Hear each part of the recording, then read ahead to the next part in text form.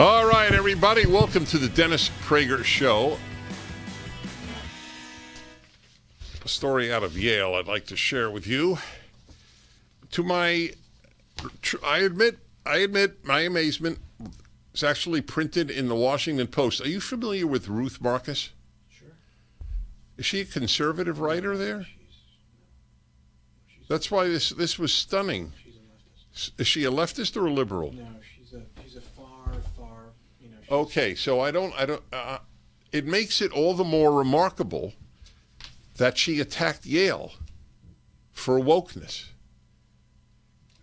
So either this is just an outlier, the fact that a Washington Post left-wing writer would attack Yale for wokeness, or it might be the harbinger of an awakening among some people on the left that the left is destroying our universities. Could be. I don't know. A woke awakening. That is exactly right. Listen to, did you see this piece? It's stunning. Maoist re-education camps have nothing on Yale Law School. That's how it begins. Well, Yale is a cesspool. Yale, of the Ivy League, is arguably the worst, which is it's a hard competition because it includes the University of Pennsylvania and Brown, which was lost 50 years ago. What was Brown? Didn't they stock up on supplies for nuclear war? Remember that at Brown? Maoist re-education camps have nothing on Yale Law School. If you think this is an exaggeration, okay, it is, but keep reading. Last month, a second-year law student, you know what, I'm going to play a game with you, O living martyr. I want you to figure out what was wrong in what this guy did at Yale Law School. It's hard. It's getting harder. Last month, a second-year law student sent some classmates an invitation to a party to celebrate Constitution Day, of all things, which is wrong in itself. You're going to celebrate the Constitution. But all right. The student, Trent Colbert, who has the unusual profile of belonging to both the Native American Law Students Association, NALSA, and the Conservative Federalist Society, emailed. Quote, "Sup, NALSA? Hope you're all still feeling social. This Friday at 7:30, we will be christening our very own soon-to-be world-renowned NALSA Trap House." She'll explain Trap House in a moment. "By throwing a Constitution Day bash in collaboration with FedSoc, Federalist Society. Planned attractions include Popeye's Chicken, basic American-themed snacks like apple pie, etc. Hope to see you all there." The living martyr is pondering what was bad. So now, now, I bet you think Trap House. No. Okay, fine. I couldn't figure out what was wrong. Yeah. Trap House, according to the Urban Dictionary, was, quote, originally used to describe a crack house in a shady neighborhood, but has since been abused by high school students who like to pretend they're cool by drinking their mom's beer together.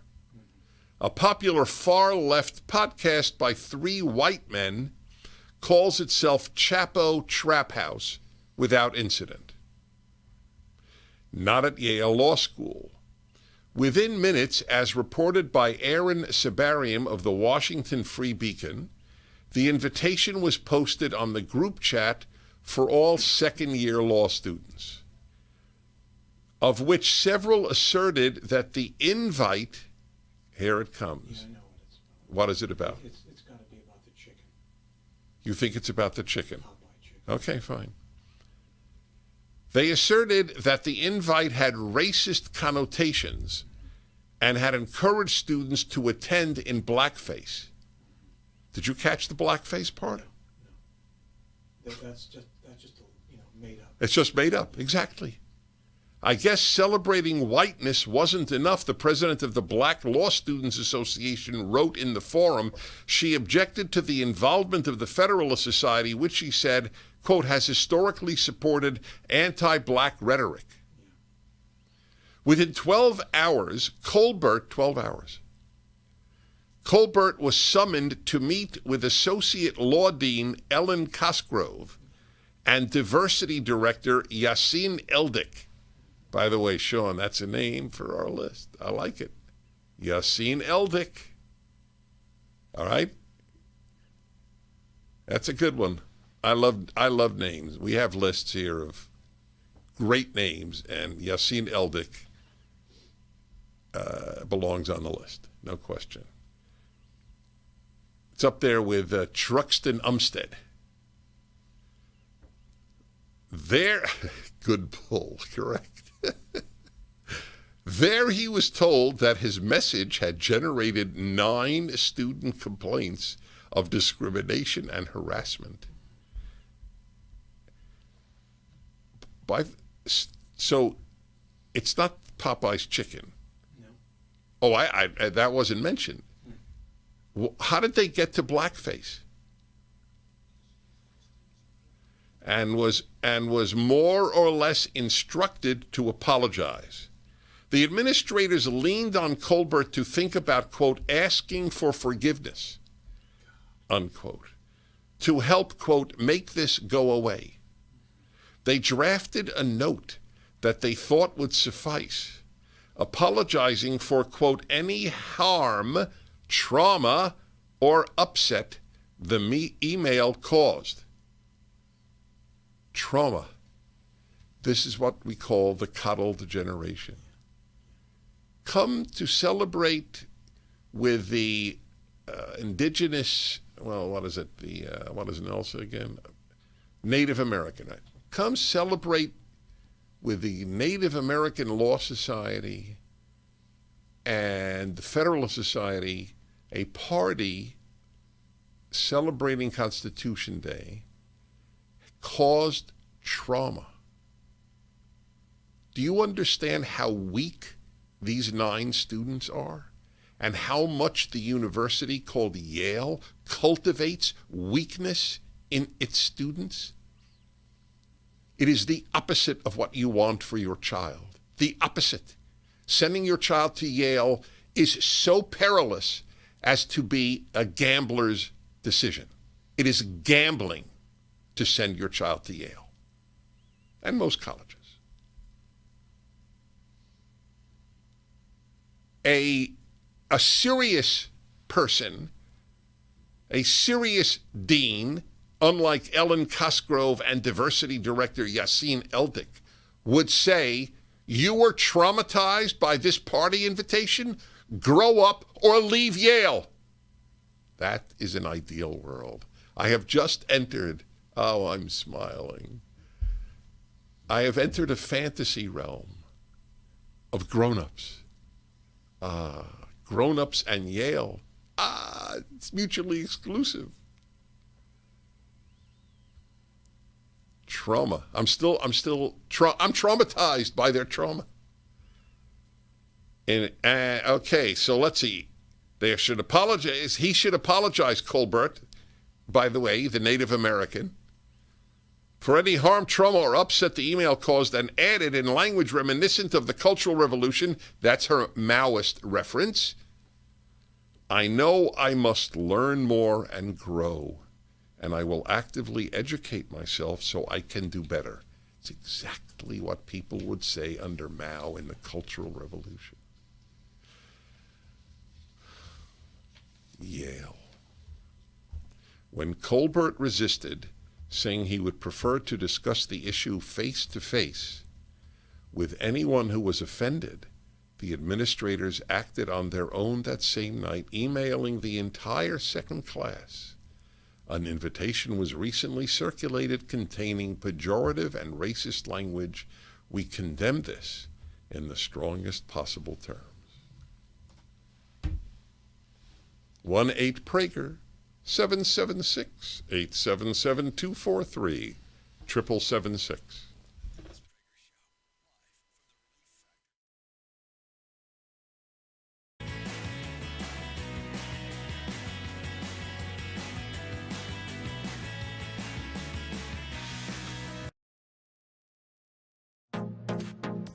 Trending now on The Hugh Hewitt Show. Headlines, it's a big Republican night. Joe Biden is waking up in Glasgow wondering where he is and thinking maybe I should have stayed home and helped Terry, but actually he did try and help Terry and it didn't help. And Kamala Harris, of course, got back and she didn't leave ever. And she tried to help Terry and of course that backfired. President Obama, the anointed one, went to Virginia and could not move the needle because the needle was set by Glenn Youngkin, competent, conservative, calm, courageous constitutionalist. It works. It works, it works, it works. Steve in Cherry Hill, New Jersey. Good morning, Steve. Your state is in play, but I can't believe it's going to go Republican. Oh, we got 1,200 vote lead with 98% of votes in. It's a huge win with 1 million more registered Democrats than Republicans. Steve, I honestly, don't you know, my title of my 2004 bestseller, if it's not close, they can't cheat. So I just don't, in my heart, I know New Jersey, right? And they're going to find those votes, aren't they? It's going to be a knife fight. We're at the panels. It's going to be every vote's getting counted, but it's going to be really tight. But every legal vote's going to be counted. You can bet on that. It's going to be a shock to that more than Virginia. They kind of brace themselves to lose in Virginia, not by this much, not to lose the House of Delegates, not to be swept, not to get crushed in Loudoun County. But New Jersey is the one that has Democrats this morning thinking, I like my job, I've got to get off this bus. Keep up with what's trending. Subscribe on YouTube and at rumble.com. Streaming on Salem Now. The public would be outraged if they knew the truth. Why do you think our politicians are not on the sidewalk right now talking to you? Don't have no respect. The old wall randomly turns into a guardrail, followed by miles of open border.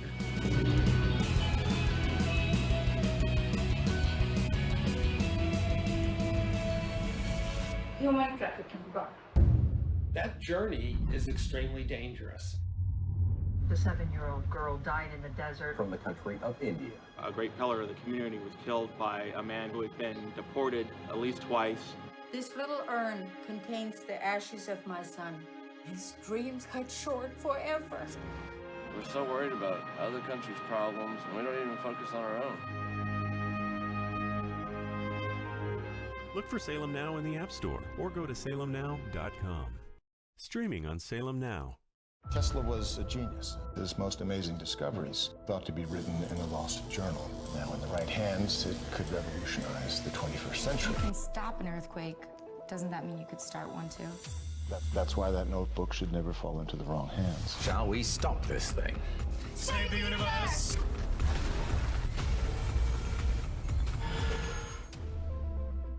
Look for Salem Now in the App Store or go to salemnow.com.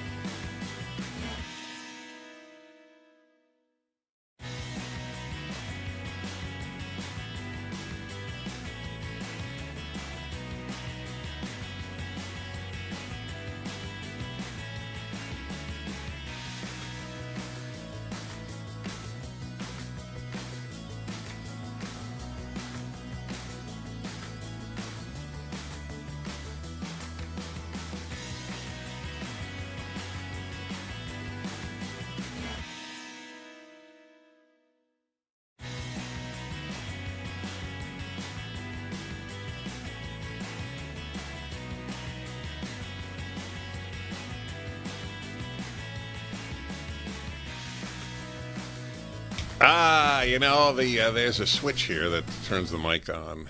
And periodically, I forget to use it. Want to remind you that there really is a real college called Hillsdale, and they have a downloadable program for anybody for free. And it is about 1776.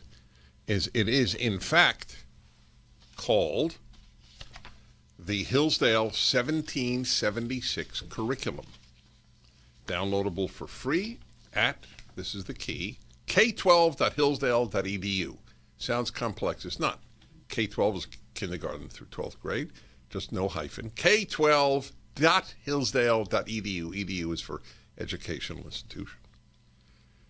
This is a real way to study American history. All these are the truth serums that we need.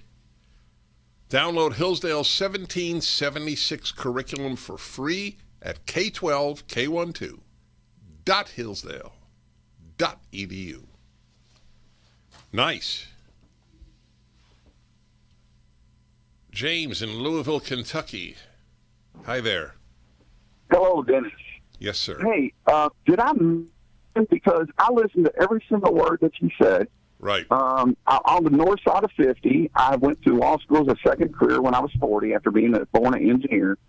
And I didn't hear anything that would even close to being upsetting to anyone.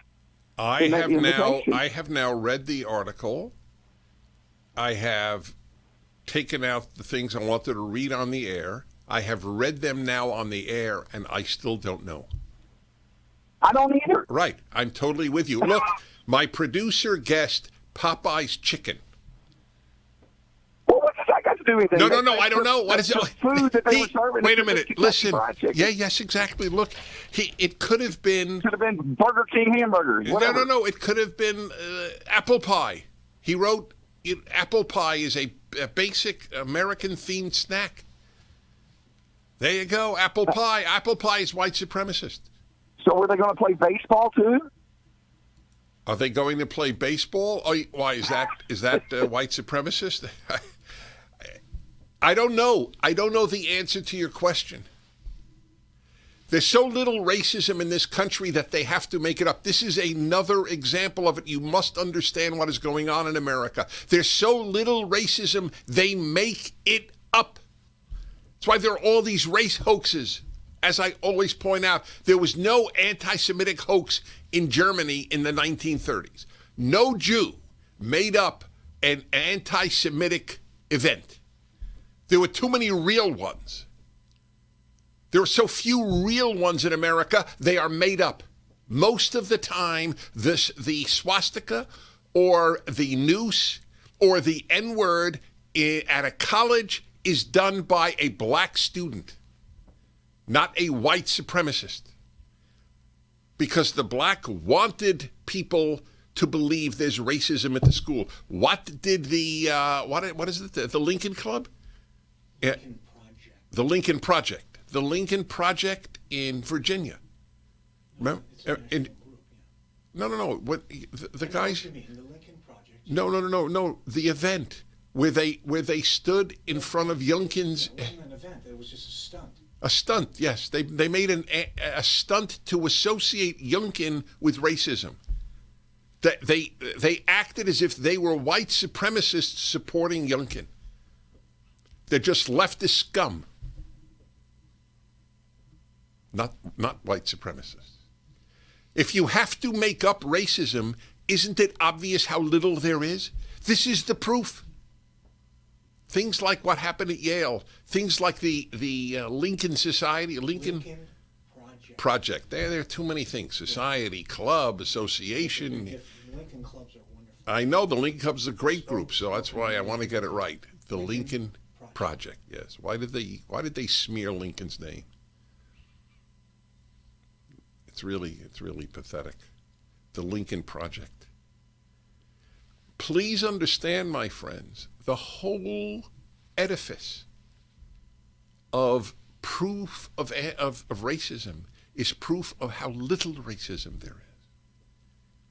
This is a perfect example.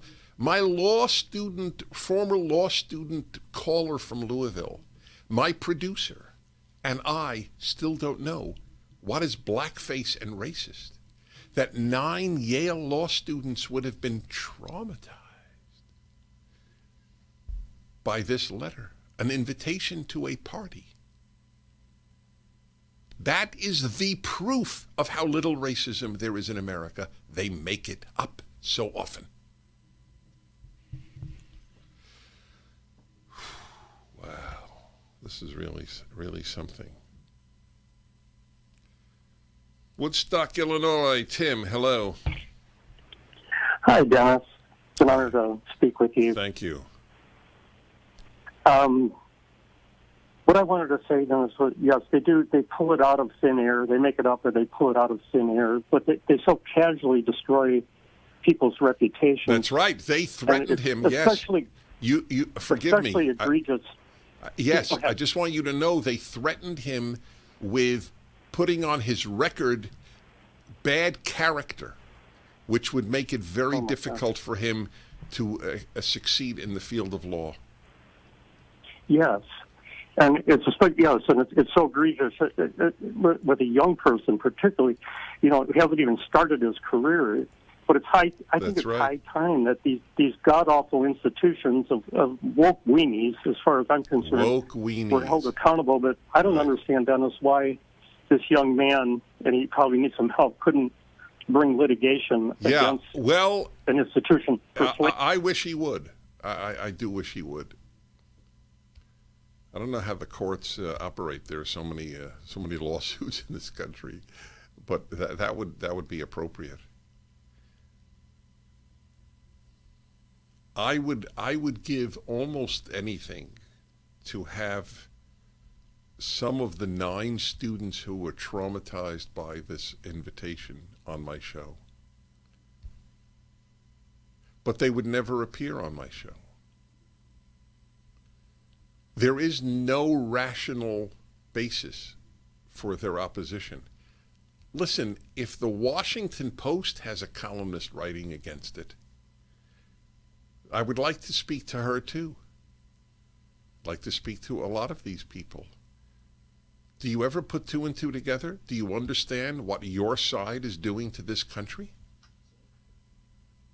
Or is your belief that the Republicans and right-wingers and conservatives are so indescribably evil that there is nothing the left could do that would enable you to vote Republican?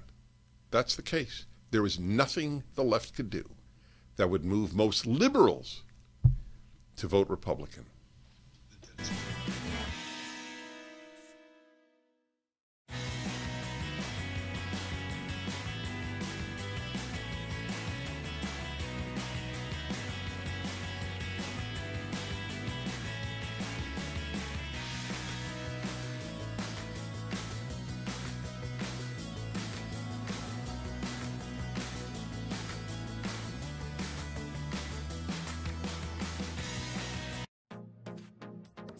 Trending now on the Mike Gallagher Show. And forgive me, I'll be a little bit tongue-tied because I'm functioning on a few hours sleep, but I don't mind. I'm so ecstatic I can't see straight.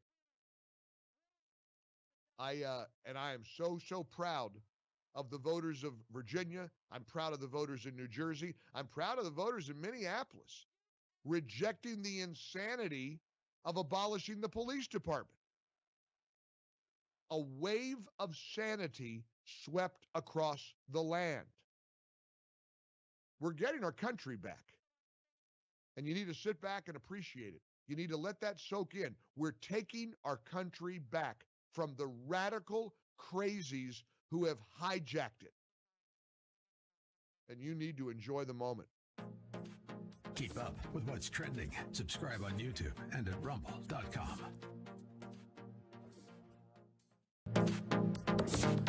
Trending now on America First with Sebastian Gorka. That we have this unbelievable upset victory for Glenn Youngkin and the Attorney General and the Lieutenant Governor. Why did the good guys win, Patty? Because we did use common sense and facts here in Loudoun County. the parents were being targeted and blacklisted by elected officials on the school board, using constituents to blacklist other constituents. We found out, we made a big stink about it. We said this is un-American.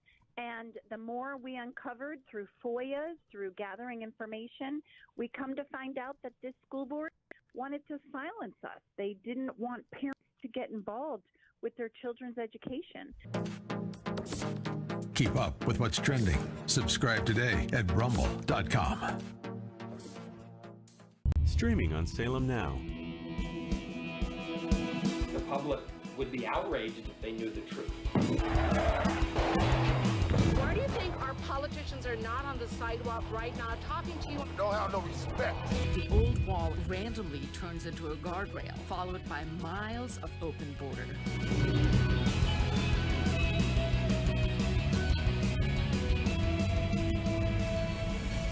Human trafficking brought.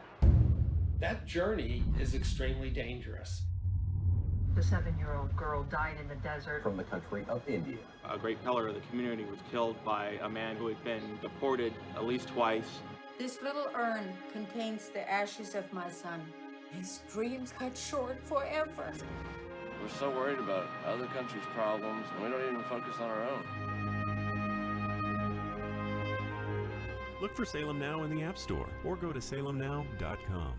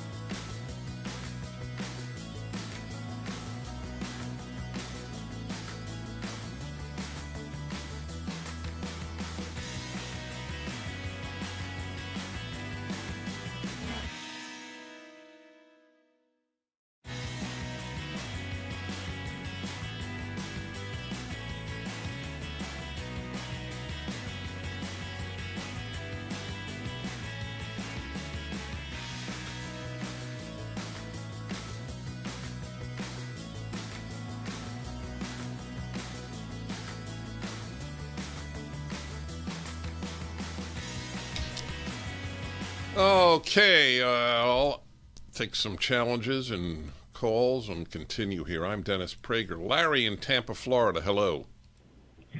Good afternoon, Mr. Prager. It's an honor to engage with you today. Thank you. I am calling to challenge the notion that this student who claimed trauma was actually traumatized. It's my position that they have learned what the keywords are, the keywords that trigger the woke hierarchy. And this is not about trauma. This is about monetizing, creating their street creds, creating their bona fides so that they can manufacture a future like these journalists that have created these fake stories in order to win the next Nobel Prize. It's all BS. Right. Follow So where? money. Yeah, you're agreeing with me. You're not challenging me. I am. I'm challenging the notion, and actually, you know what? I'll take a little liberty when talk show hosts like yourself talk about these issues and bring light to these issues. It does kind of support their arguments. It just kind of creates more focus on them. Those folks need to be ignored, not talked about. Right. Okay. Look,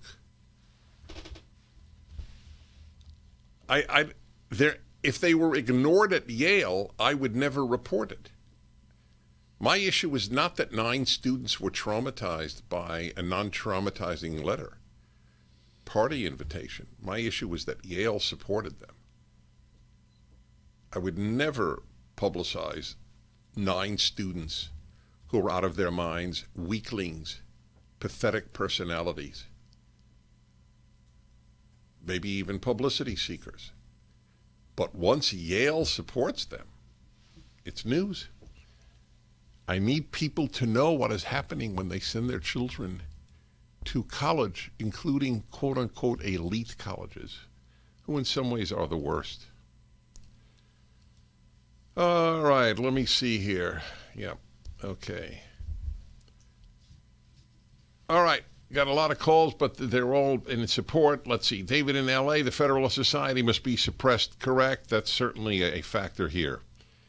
Elliot in Wilmette, Illinois says the key to the racist language is the first word, sup. Sup is just what's up. But of course, it might be cultural appropriation.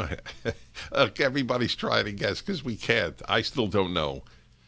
That's right. Okay. I thank you all. I'm going to move on. In this realm, Brett Stephens in the New York Times reports. See this one on the American Medical Association? So I ended my column this week that many Americans no longer have faith in the medical institutions of our society. I don't not only have faith, I have contempt. The American Medical Association is a destructive group of leftists. That's all it is. Here's a great example of the left destroys, or the left ruins everything it touches. Everything. The AMA might have once been prestigious. It is now just a leftist, woke institution. The American Medical Association recently published its Guide to Language, Narrative, and Concepts. Are you familiar with that? You are? I mean, yeah, we reported on all No, I didn't know. I reported on the AMA saying that you can't list sex on a birth certificate. Yeah. I didn't know that they had a Guide to Language, Narrative, and Concepts, which includes such recommendations as replacing the term disadvantaged with historically and intentionally excluded, replacing social problem with social injustice, replacing vulnerable with oppressed, and blacklist and blackmail, of course, have to go. As Brett Stephens writes, this isn't silly, it's Orwellian. It's a blunt attempt to turn everyday speech into a perpetual, politicized, and nearly unconscious indictment of the system, quote unquote. Anyone who has spent time analyzing how the totalitarian regimes of the 20th century operated will note the similarities. That's fighting words in the New York Times by Brett Stephens. Yes. If you don't condemn the left, don't yell at anybody in Russia, Germany, Japan, China who didn't yell at the totalitarians of their society. Okay? You have no right to do that. Relief Factor. Took it today because I worked out yesterday and my muscles are aching.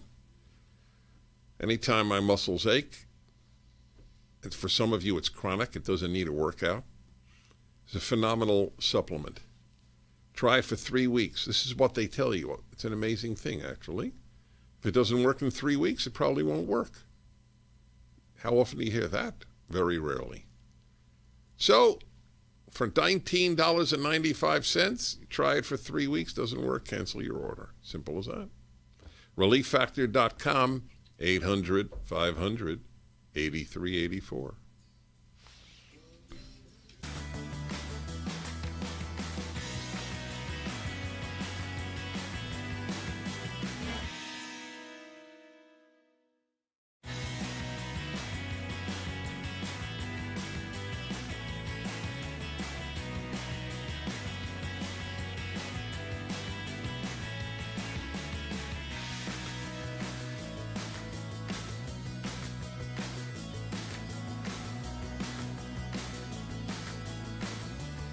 Streaming on Salem Now. The public would be outraged if they knew the truth. Why do you think our politicians are not on the sidewalk right now talking to you? Don't have no respect. The old wall randomly turns into a guardrail, followed by miles of open border.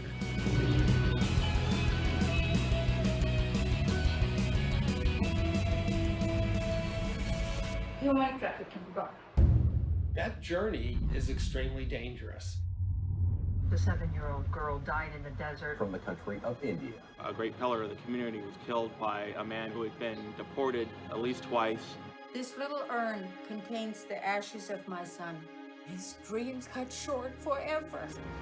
We're so worried about other countries' problems, and we don't even focus on our own. Look for Salem Now in the App Store or go to salemnow.com. Streaming on Salem Now. There's about 57 Muslim states in the world. There's one Jewish state.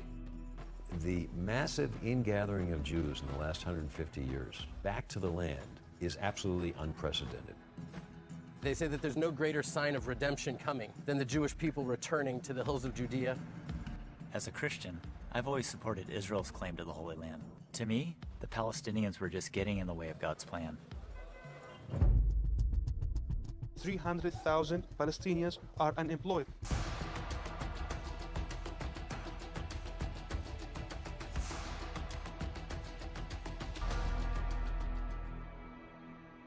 In spite of all the years of conflict, there's hope here, if you know where to look for it. Stream on your phone, tablet, or TV. Look for Salem Now in the App Store or go to salemnow.com.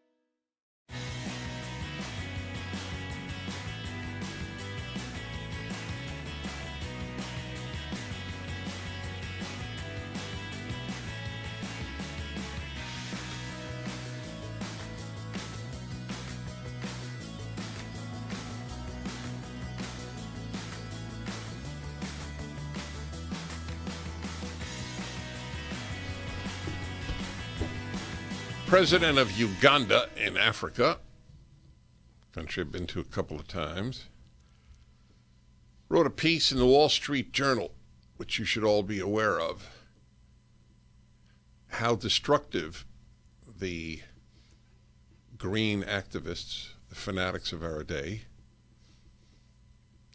are to poor countries. This is by the president, Yoweri Museveni, President of Uganda. Africa cannot sacrifice its future prosperity for Western climate goals. The continent should balance its energy mix, not rush straight toward renewables, even though that will likely frustrate some of those gathering at the Global Climate Conference in Glasgow. So I'll continue reading from it, but I want you to understand the issue. It's very simple.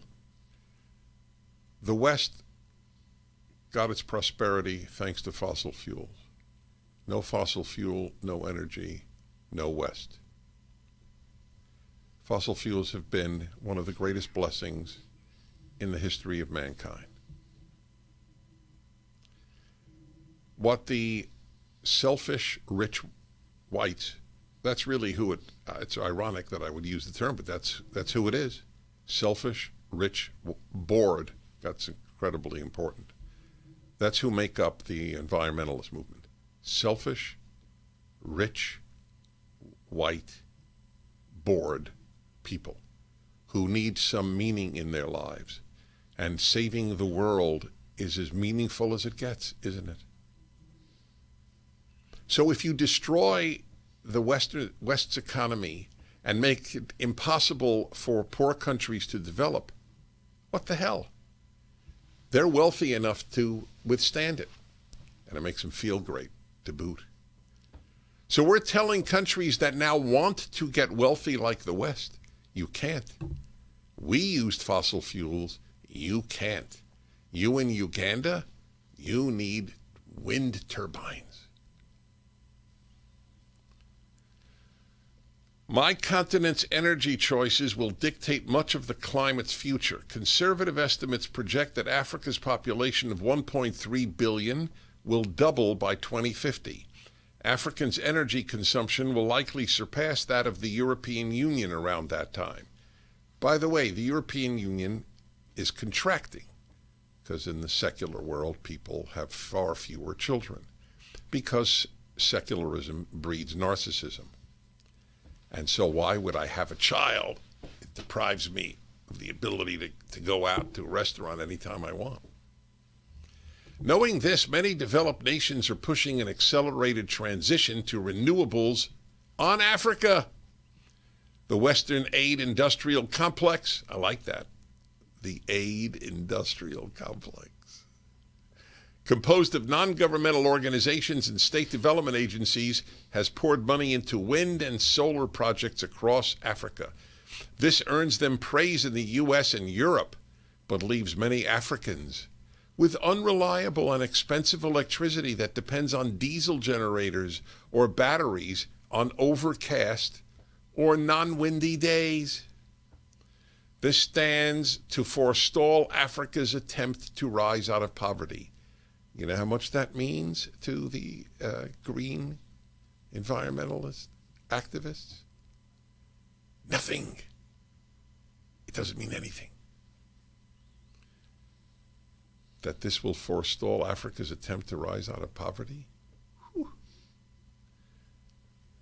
Jeff Bezos just bought his, seventh house on the seashore where? Hawaii. In Hawaii, right. Now, if the seas are going to inundate island countries like Hawaii, it's an island state, I know, but I'm using the term to include countries, why would he buy one there? Why do any of these rich people buy property on seashores if the oceans will rise 3, 4, 5, 6 feet? It's tough to answer that. Do they believe what they say? It's been the question of my life about the left, all of my life. African manufacturing will struggle to attract investment and therefore to create jobs without consistent energy sources. Agriculture will suffer if the continent can't use natural gas to create synthetic fertilizer or to power efficient freight transportation. In the coming decades, my continent will have a strong influence on global warming, but it doesn't now. Were sub-Saharan Africa, minus South Africa, to triple its electricity consumption overnight, powering the new usage entirely by gas, it would add only 0.6% to global carbon emissions. 0.6%. Africans have a right to use reliable, cheap energy, and doing so doesn't prevent the development of the continent's renewables. Forcing Africa down one route will hinder our fight against poverty. President of Uganda, but what does he know? What's the girl's name from Sweden? Greta Thunberg. She knows. What does the president of Uganda know? Greta Thunberg. Thunberg, yes. It's TH, but it's T. That's right. Greta Thunberg. Keeps her up at night. Global warming. African poverty does not keep her up at night. Keeping Africans in poverty, thanks to policies she advocates, doesn't keep her up at night. So it is. My column this week is natural immunity versus vaccine immunity. I showed study after study showing that natural immunity is more effective than vaccine immunity to COVID, and the CDC last week came out and said the opposite. I quoted studies, massive and major studies from Israel, one of the most vaccinated countries in the world, Rockefeller University, and elsewhere. Back in a moment.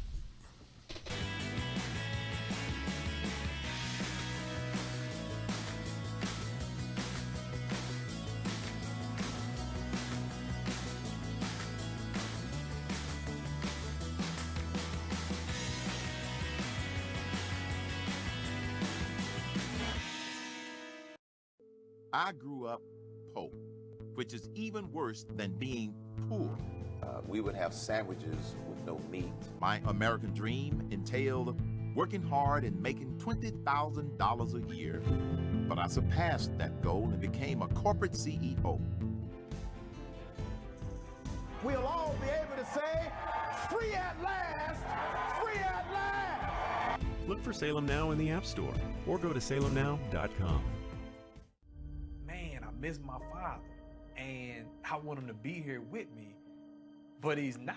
We all had something in common. A lot of us were miserable. We had no fathers in our lives. This is how I began the life of crime. I desired to have a father who would tell me that what I did was wrong. Look for Salem Now in the App Store or go to salemnow.com.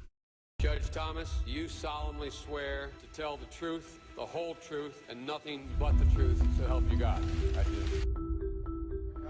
I was under constant attack. You're not really black because you're not doing what we expect black people to do. This is the wrong black guy. He has to be destroyed. So you'd still like to serve on the Supreme Court?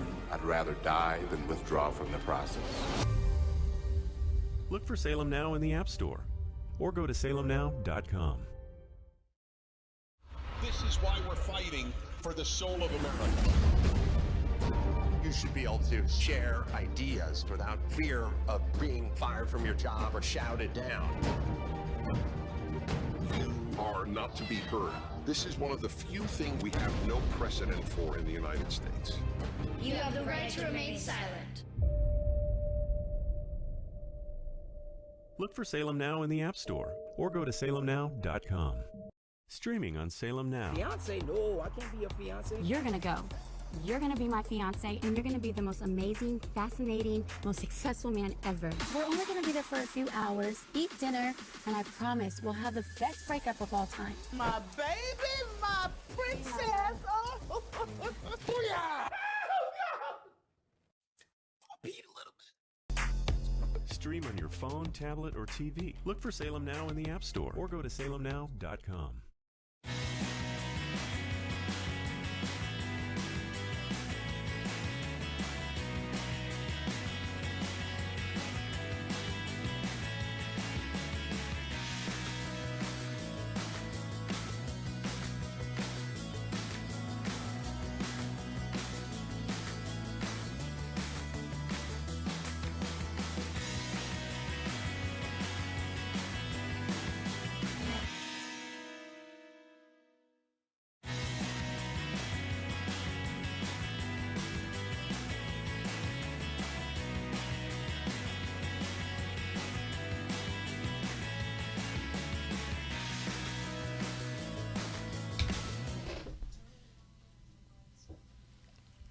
Well, everybody, I'm Dennis Prager. Final segment of the first hour here. Darren in the Twin Cities in Minnesota. Hi, Darren. Hello, Dennis. Always a pleasure to talk to you. I called in today because listening to your show, it is maybe a little bit off topic, but it's the same thing as far as the woke crowd. And I can speak for the gay community. I'm gay. I like men, obviously. I'm married now, but prior to being married, I had an instance where a drag queen was obviously like me. I was flattered, and I just said, I'm sorry, I probably wouldn't date a drag queen. And I'm not attracted to effeminate men. It just, I mean, if you want to be effeminate, that's great, but it's just not something that I'm attracted to. And you would not believe the backlash you'd get from a section of the gay community that it almost is as if you're ostracized because you won't date somebody that you're not attracted to. And well, there is a civil war taking place, the beginnings of one in the gay trans world, and that is when a lesbian does not want to date a trans woman because she wants a woman who has women's genitalia, not male genitalia. And that is considered transphobic. Exactly. I've been called self-loathing. The F word is referring to what, I don't know if you can say it on air. No, don't but say it. That I've been called a-hole, POS. I mean, I've been called so many names just because. And I've learned, and sadly, prior to that, I just learned to say, I'm in a relationship, I'm sorry, even if I wasn't.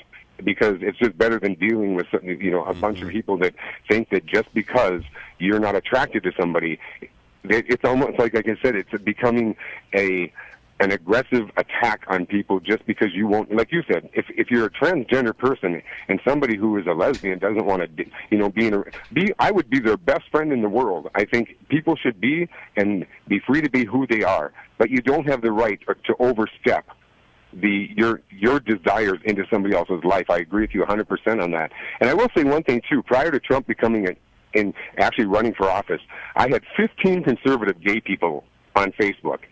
I now have over 1,500, and it's literally people like, I know you know Brandon Strock. He really, really started a movement, and much more. I thought it was like one of the only people in the world that must be conservative and gay, and that's not true. No. Actually, there's so many gay conservatives because this should go without saying, but sexual orientation should not be an impediment to thinking morally and clearly. But you're out of the closet. Not out of the closet as gay. Nobody cares. You're out of the closet as conservative. Then they care. Read to you a lying editorial or piece from a gay paper.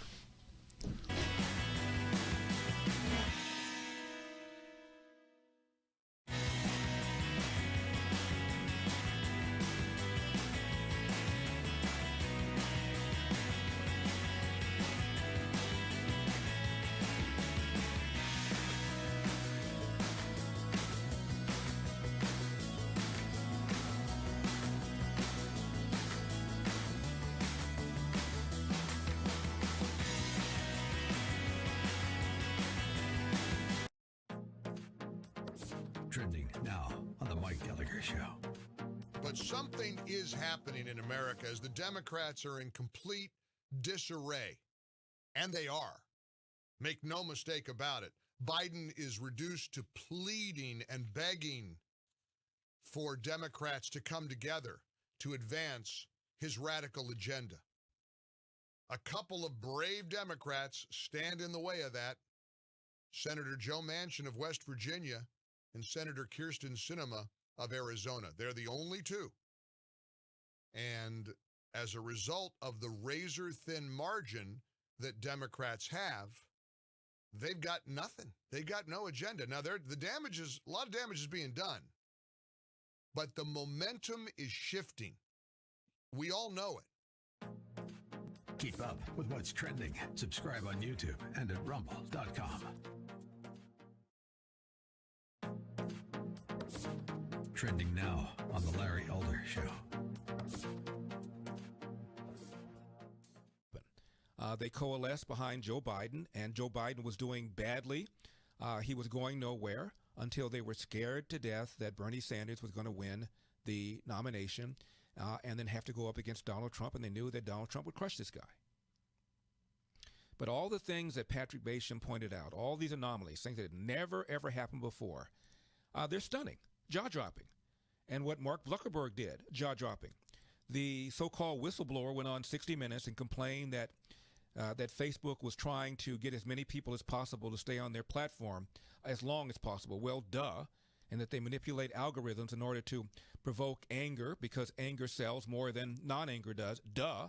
She said absolutely nothing about the suppression of conservative content, said absolutely nothing about the money that Mark Zuckerberg spent in order to influence the election. Yet that was the bombshell interview that she did on 60 Minutes. And I've done a video about that.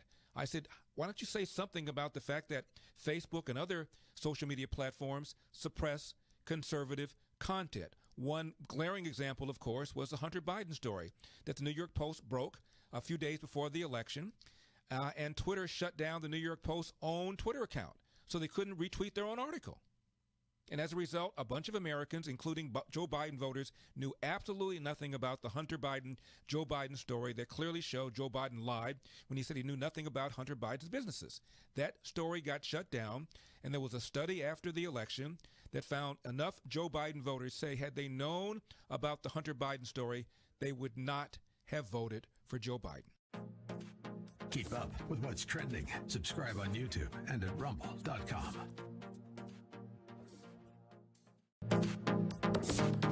Trending now on America First with Sebastian Gorka. That we have this unbelievable upset victory for Glenn Youngkin and the Attorney General and the Lieutenant Governor. Why did the good guys win, Patty? Because we did use common sense and facts. Here in Loudoun County, the parents were being targeted and blacklisted by elected officials on the school board, using constituents to blacklist other constituents.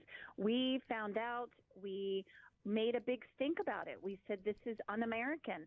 And the more we uncovered through FOIAs, through gathering information, we come to find out that this school board wanted to silence us. They didn't want parents to get involved with their children's education.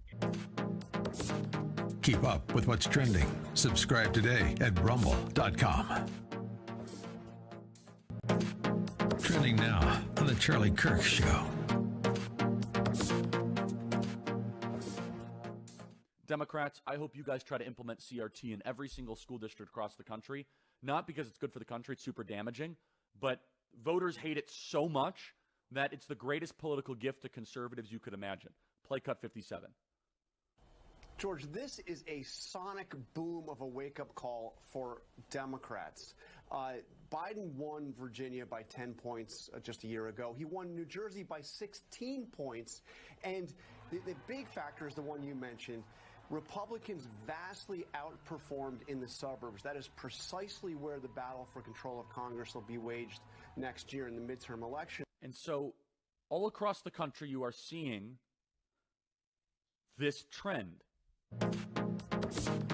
Keep up with what's trending. Subscribe on YouTube and at rumble.com. Streaming on Salem Now.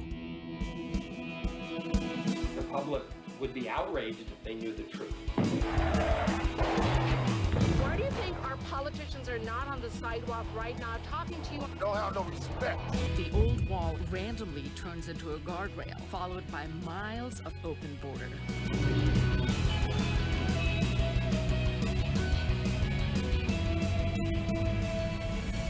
Human trafficking.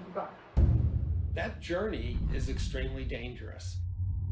The 7-year-old girl died in the desert. From the country of India. A great pillar of the community was killed by a man who had been deported at least twice. This little urn contains the ashes of my son. His dreams cut short forever. We're so worried about other countries' problems, and we don't even focus on our own. Look for Salem Now in the App Store or go to salemnow.com.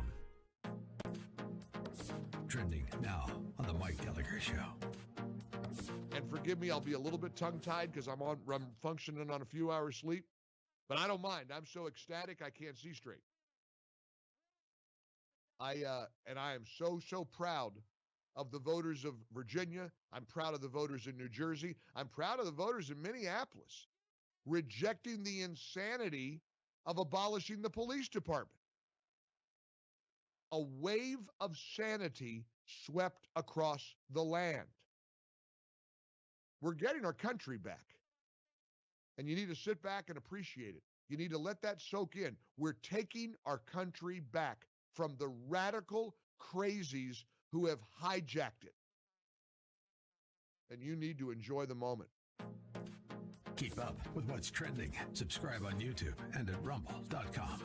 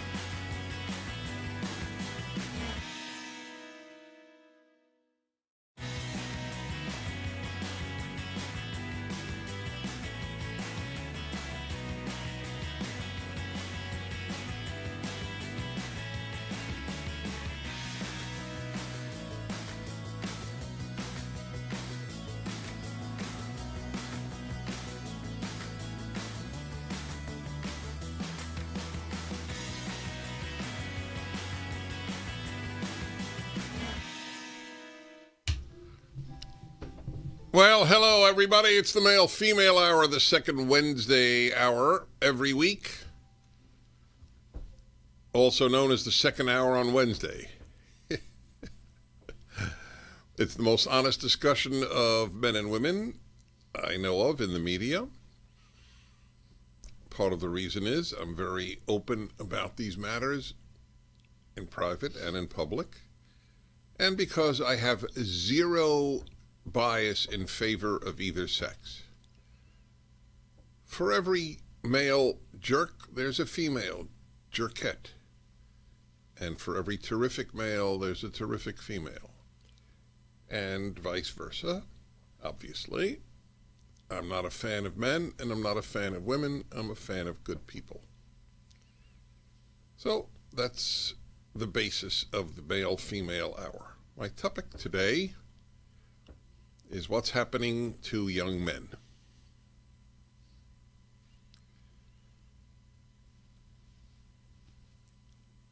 I was speaking to a college student just yesterday. I won't say what college. It's an elite college. It's enough to say that. So they're having sex week. I was at a college during sex week a number of years ago when I gave a speech at Northwestern University in Chicago, and they were having sex week.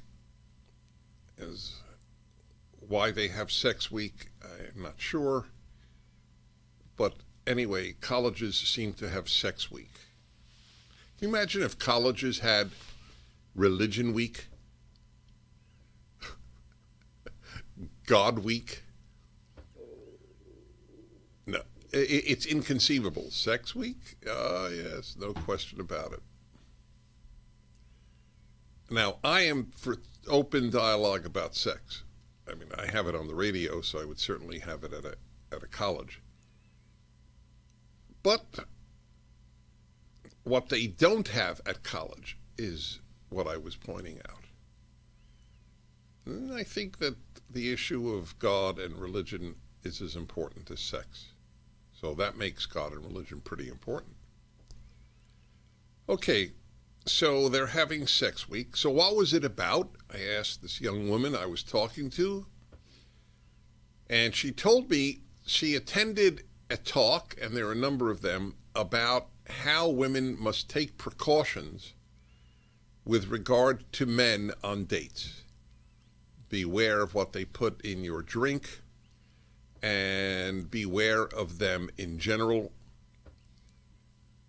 And she said it was very, very effective, and she's conservative. And she's very desirous of finding a man and getting married.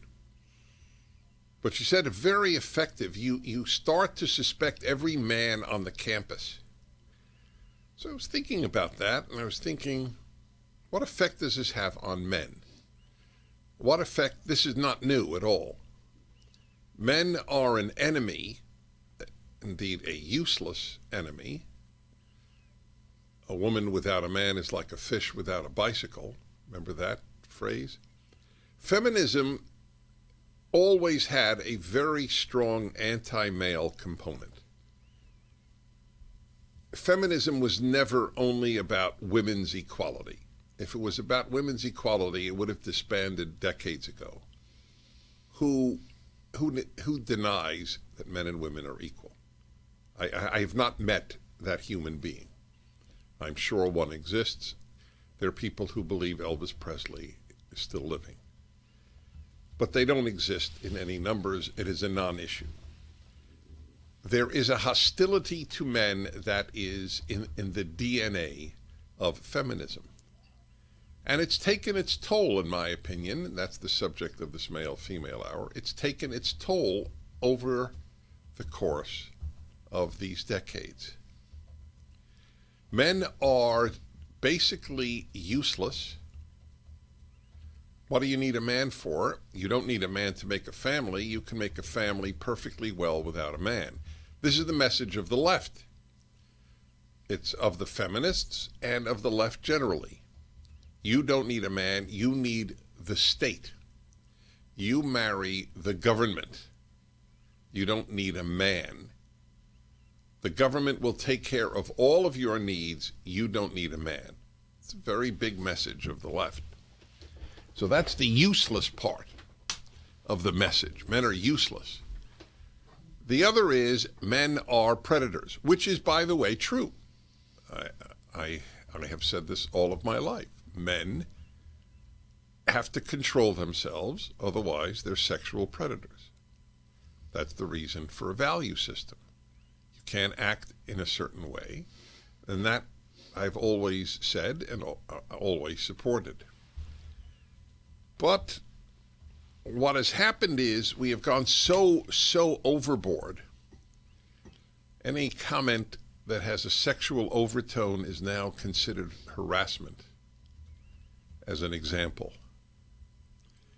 It's a very important issue because men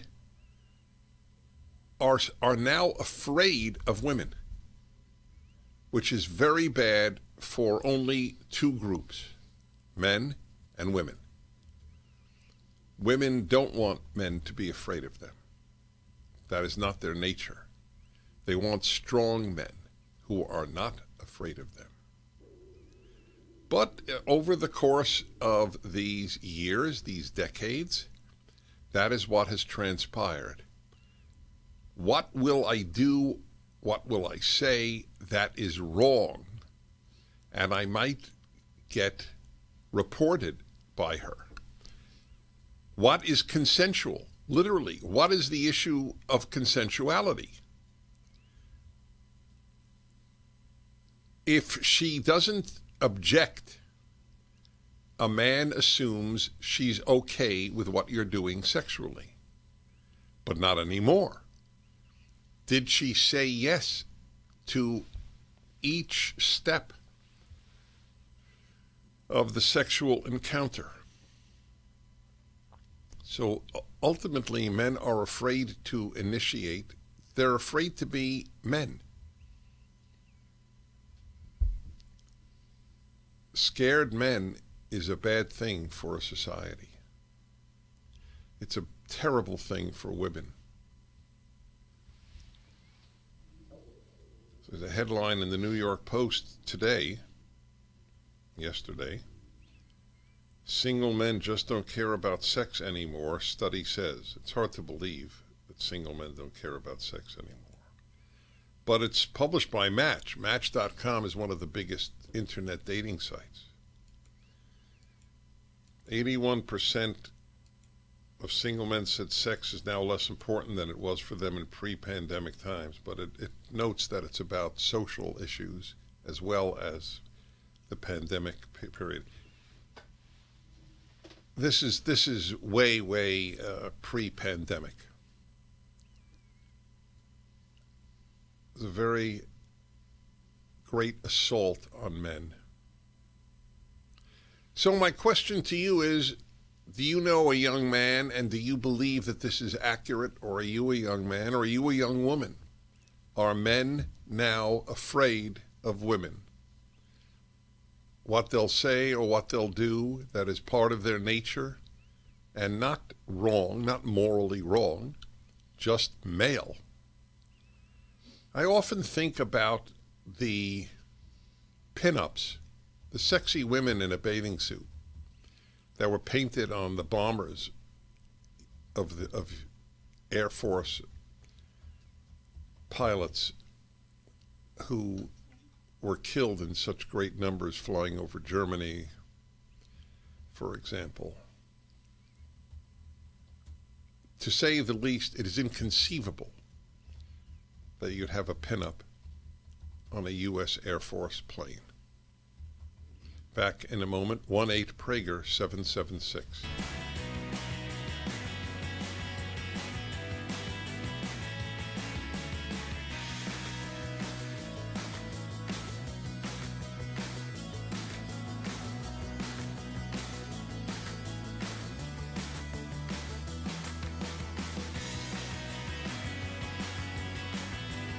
Streaming on Salem Now.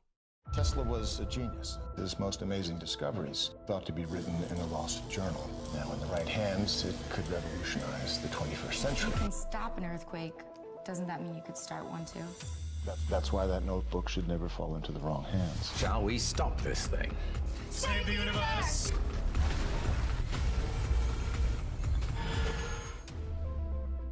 Look for Salem Now in the App Store or go to salemnow.com. Streaming on Salem Now. The public would be outraged if they knew the truth.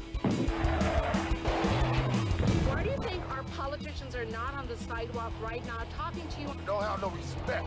The old wall randomly turns into a guardrail, followed by miles of open border.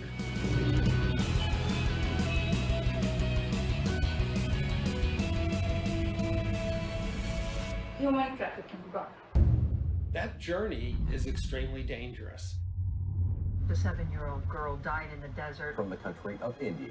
A great pillar of the community was killed by a man who had been deported at least twice. This little urn contains the ashes of my son. His dreams cut short forever. We're so worried about other countries' problems, and we don't even focus on our own. Look for Salem Now in the App Store or go to salemnow.com. Streaming on Salem Now. There's about 57 Muslim states in the world. There's one Jewish state. The massive ingathering of Jews in the last 150 years back to the land is absolutely unprecedented. They say that there's no greater sign of redemption coming than the Jewish people returning to the hills of Judea. As a Christian, I've always supported Israel's claim to the Holy Land. To me, the Palestinians were just getting in the way of God's plan. 300,000 Palestinians are unemployed.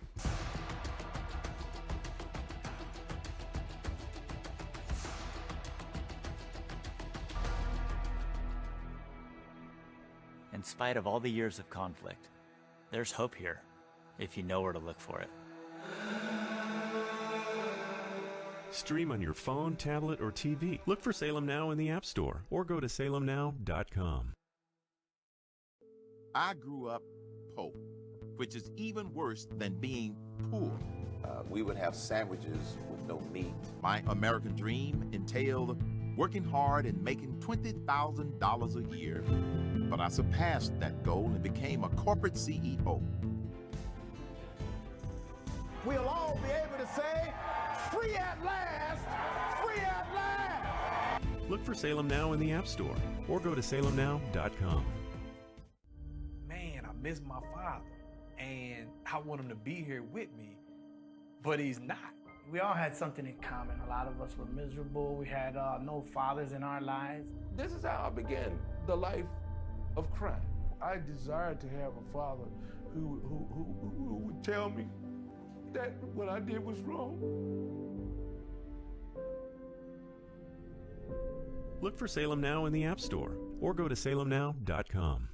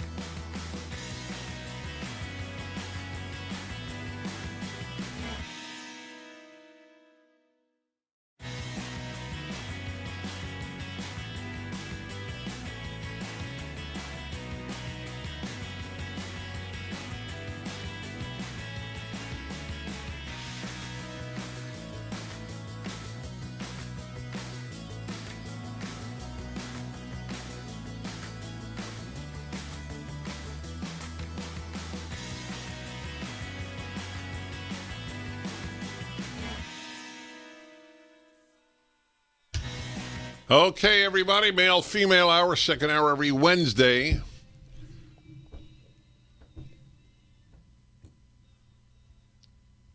Are young men increasingly afraid of interactions with women and of women generally, which produces, of course, a weakened male in a society, terrible for both sexes and terrible for society. So I Googled Men scared of women. You can't imagine how much came up.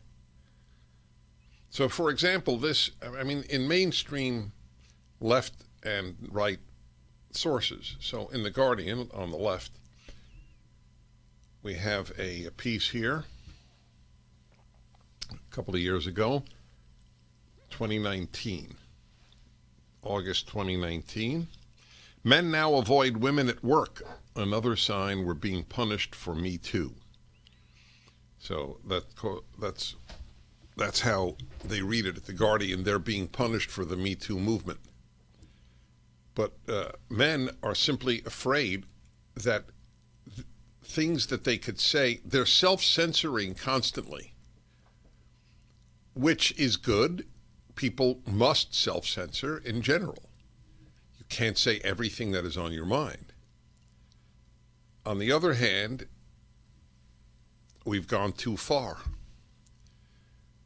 So the author of this piece lists a study. 27% of the journal, in the journal Organizational Dynamics. Not familiar with the journal, but it doesn't matter. 27% of men avoid one-on-one meetings with female coworkers. Yep, that's right, she writes. Almost a third of men are terrified to be alone in a room with a woman. Does that resonate with you or with anybody you know?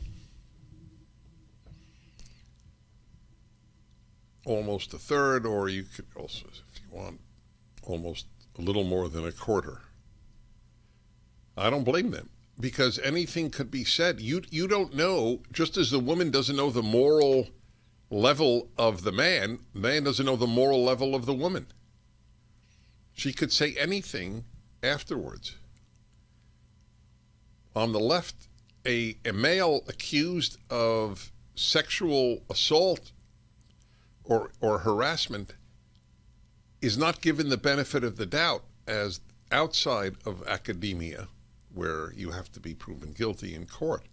It's enough to be accused. The Trump administration changed that. Said, no. You can't just accuse. He has rights. The left doesn't believe that. Remember, believe women. Believe all women.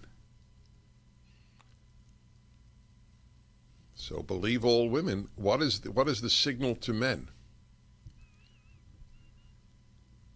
So, it's an interesting thing. What was it like 50 years ago? I don't know the answer. What was it like? By the way, for religious reasons and even just personal reasons, I never engaged in harassing behavior or made such comments. But what has happened is the dance of the male-female dance has ended. What has happened is we have adopted better safe than sorry in every area of life. Better safe than sorry is an awful way to live a life in any arena. In the sexual arena, it's I, the woman, don't want to have to face anything of a sexual nature. And I'm not talking about unwanted touching, for example, but anything of a sexual nature, even speech. And the man is warned. That's what this woman was telling me about the Sex Week lectures about men. A lot of it is true. I have talked about men's predatory nature. That is absolutely true. But if you suppress it completely, it has an effect on men. And that's why I use the example of the guy painting a pinup on his fighter plane flying over Germany defending freedom and having a sexy girl pin up on the plane. It was motivating. That's not allowed anymore. By the way, it's an interesting question. Why isn't it allowed? It's so self-evident that it should not be allowed. Now you might say, well, what about if the pilot is a female? The pilot of that fighter plane. Well, if she doesn't like the decal, takes it off. But why is it a bad thing if the guy who's going to risk his life for our country has a pin-up decal on his plane? It portrays a woman as a sexual object? That question, too, I've dealt with on a number of occasions. Nobody seems to ask the question, so what? So what? What was the terrible price paid by men or women or society for the guys having that pin-up on their fighter planes? Maybe there was. But it is obvious that there has been an effect here. Men are opting out of the male-female dance in great numbers, apparently. So that's my question, the effect on men of all of this. Okay, Jesus in Los Angeles, hello. Hello. Hi. I'd like to talk to you today. Okay. And, I'm sorry, I'm not hearing you clearly at all. I do. All right, listen, well, let's try to. I'm going to put him on hold. Maybe somebody could fix that up. Okay, Lou in Rockwall, Texas. Hello. Dennis, I love you and I love your show. I think I have a story that's as funny as can be. I am 71 years old. Way before it became an issue in the workplace, I was aware that I have never had lunch. All right, hold on. I'm very curious to hear your story.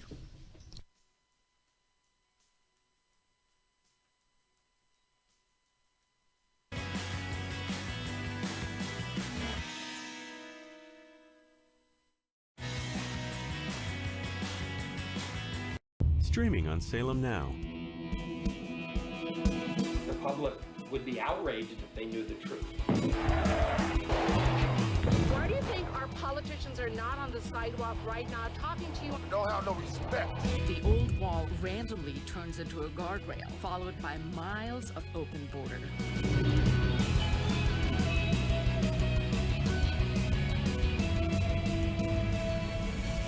Human trafficking gone. That journey is extremely dangerous. The 7-year-old girl died in the desert. From the country of India. A great pillar of the community was killed by a man who had been deported at least twice. This little urn contains the ashes of my son. His dreams cut short forever. We're so worried about other countries' problems, and we don't even focus on our own. Look for Salem Now in the App Store or go to salemnow.com. Streaming on Salem Now. There's about 57 Muslim states in the world. There's one Jewish state. The massive ingathering of Jews in the last 150 years back to the land is absolutely unprecedented. They say that there's no greater sign of redemption coming than the Jewish people returning to the hills of Judea. As a Christian, I've always supported Israel's claim to the Holy Land. To me, the Palestinians were just getting in the way of God's plan. 300,000 Palestinians are unemployed.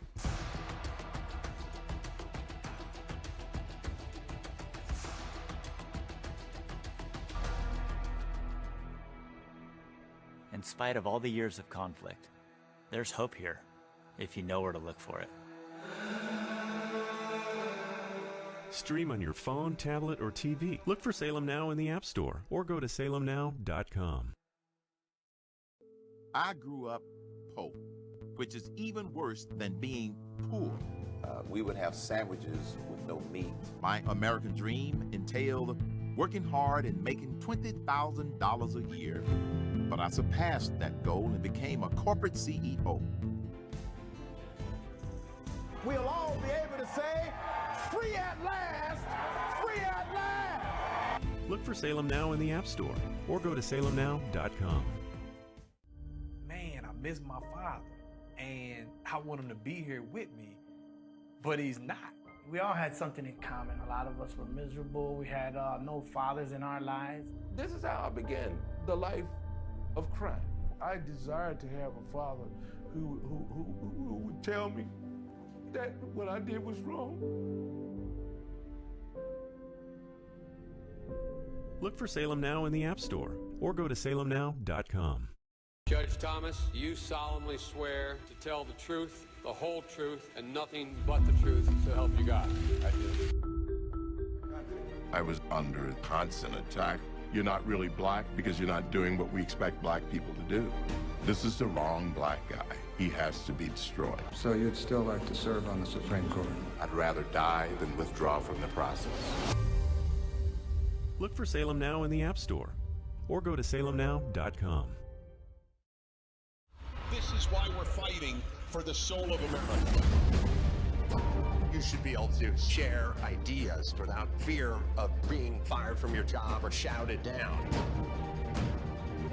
You are not to be heard.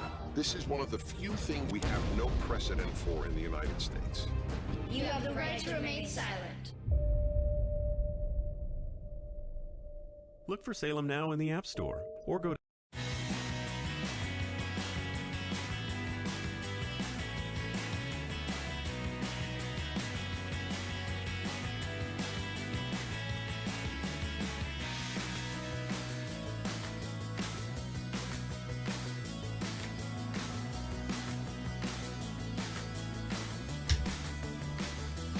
All right, everybody. Dennis Prager, male, female hour, second hour Wednesday, every Wednesday.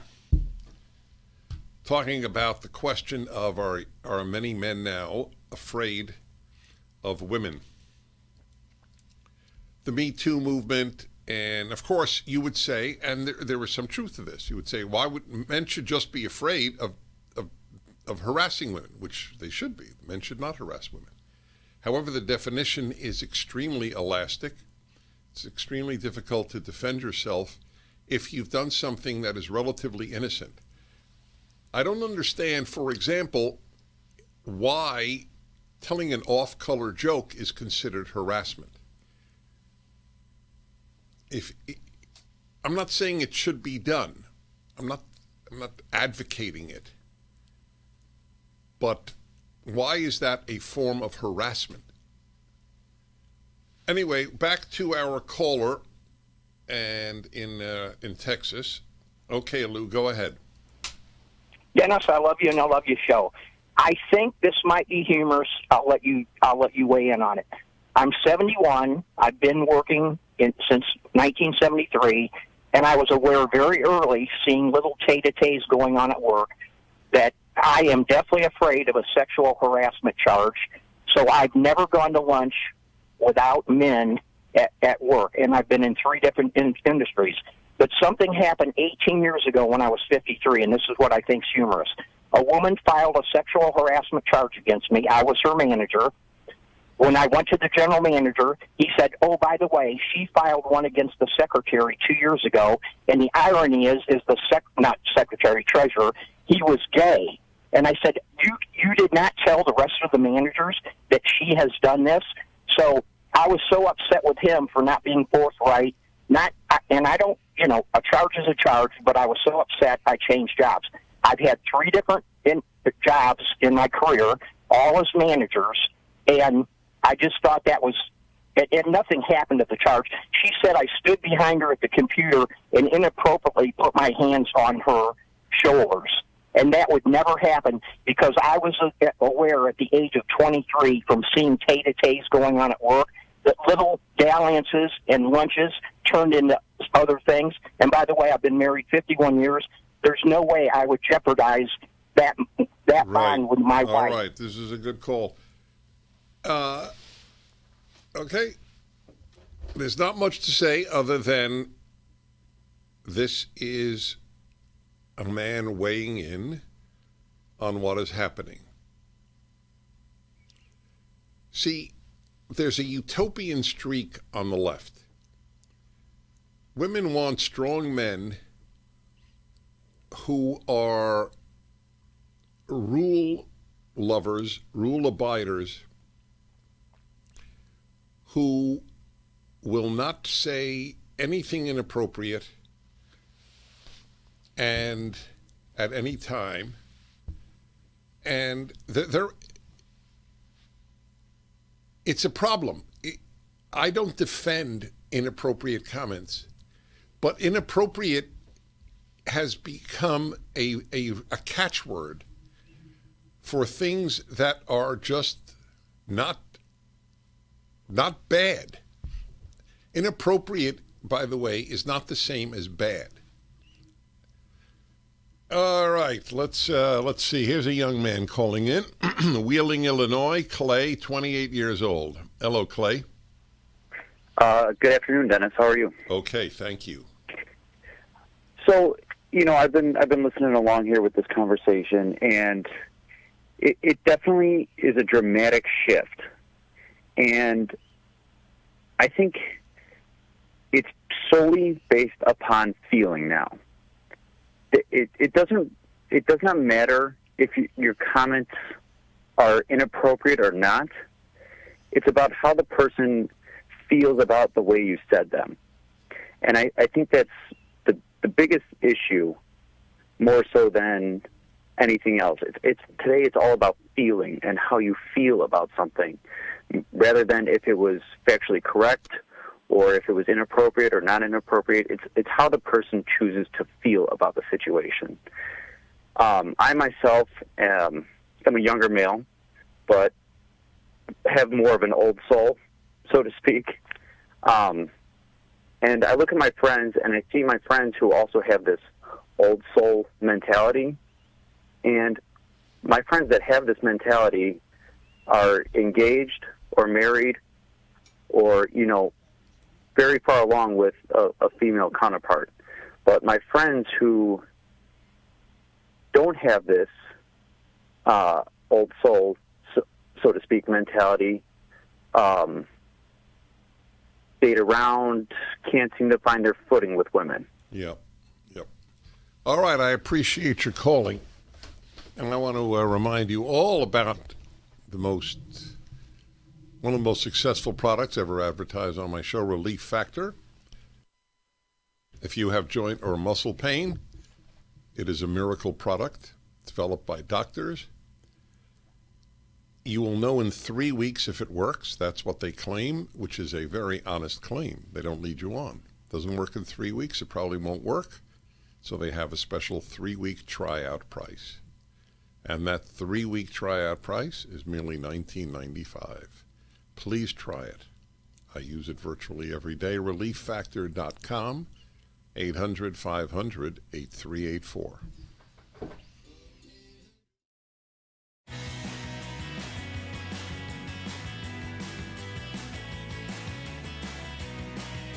Streaming on Salem Now. Tesla was a genius. His most amazing discoveries thought to be written in a lost journal. Now, in the right hands, it could revolutionize the 21st century. If you can stop an earthquake, doesn't that mean you could start one too? That's why that notebook should never fall into the wrong hands. Shall we stop this thing? Save the universe!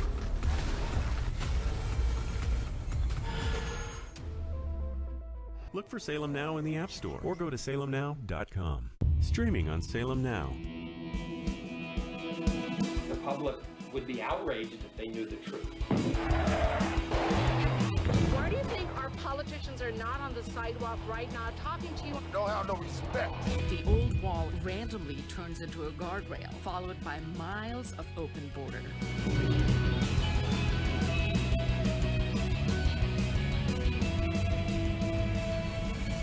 Human trafficking brought.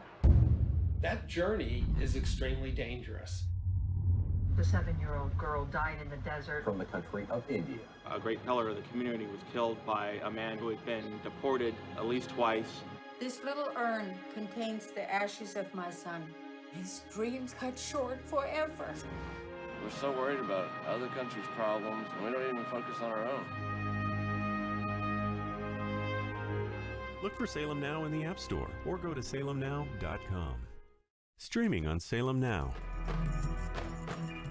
There's about 57 Muslim states in the world. There's one Jewish state. The massive ingathering of Jews in the last 150 years back to the land is absolutely unprecedented. They say that there's no greater sign of redemption coming than the Jewish people returning to the hills of Judea. As a Christian, I've always supported Israel's claim to the Holy Land. To me, the Palestinians were just getting in the way of God's plan. 300,000 Palestinians are unemployed.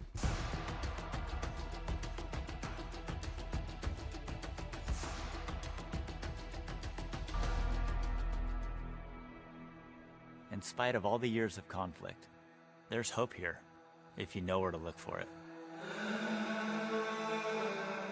Stream on your phone, tablet, or TV. Look for Salem Now in the App Store or go to salemnow.com.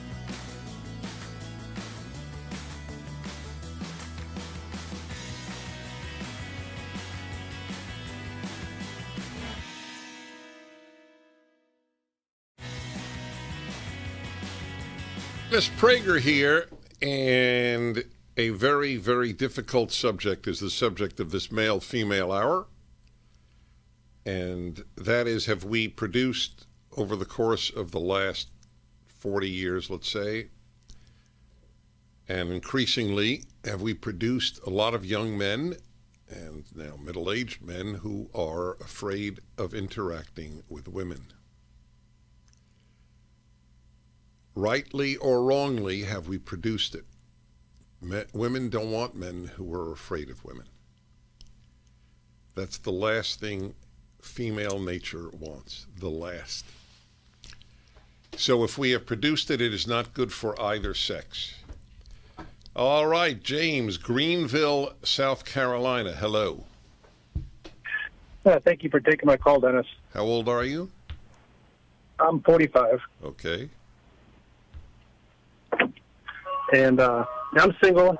I'd say 5 years ago or so, I made the decision.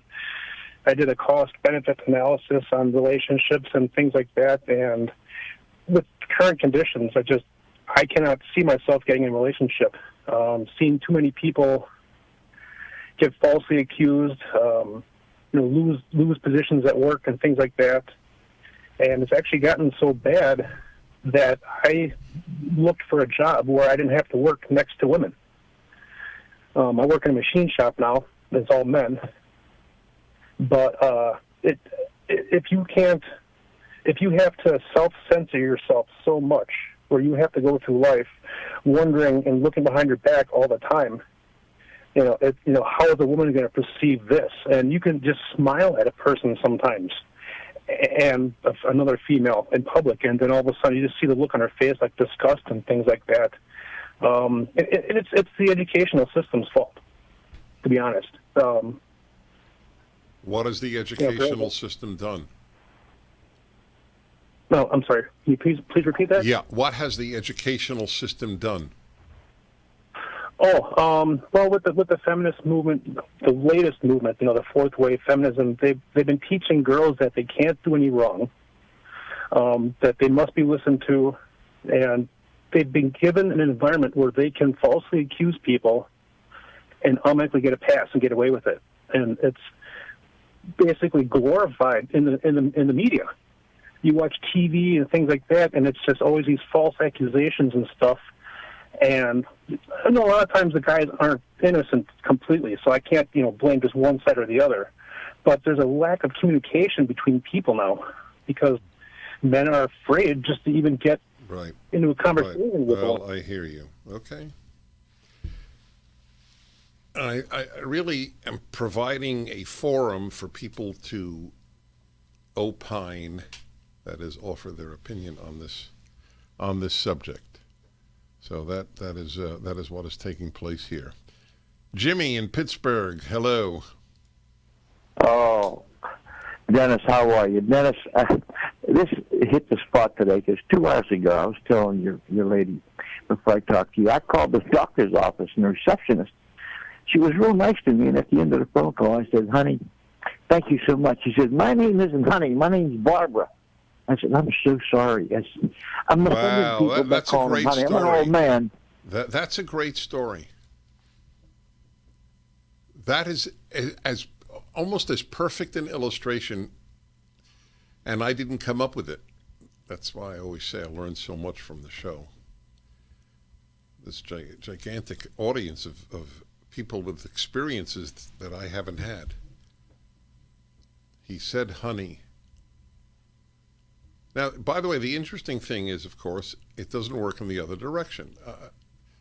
I'm called honey by, I don't know, the woman who checks my bag at the airport or a flight attendant who's female. Periodically, not.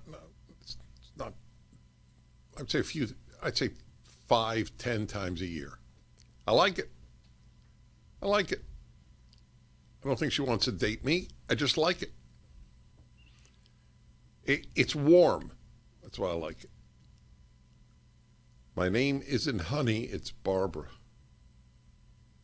See, she was taught to take offense at a man saying, and this is by phone, no less, honey. That was a good one. Thank you. Matt in Dallas, Texas. Hello. Yeah. Hey, Dennis. Thanks for taking my call. I'm 70. I've got 10 grandchildren. 4 of them are boys, and I'm concerned because I think, the physical symptoms of this whole men's fear issue, where they have to tiptoe or kind of placate the feelings of the opposite sex, is they get emasculated. At least some men do. And well, that's like my if you fear. Read the research, right, that is exactly my fear. But like if you read the research, there's more men in their 20s, 30s, and early 40s taking Viagra or Cialis or like those sex enhancement drugs, and that's not normal. I mean, I have not read about that. That's a very interesting phenomenon, if that's true. Young men taking Viagra. I'm going to look into that. Thank you. John, Columbus, Ohio. Hello. How are you, sir? Okay. Hey, just a real quick note. I was going into a convenience store, and I held the door for a young lady, and she said thank you.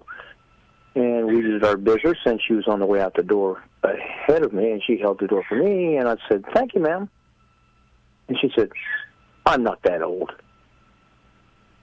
Now, this is something that really bothers me because it's really, really, I like to see women dressed professionally, that look good, and, and I can't look right, at them. So she took offense at thank you, ma'am.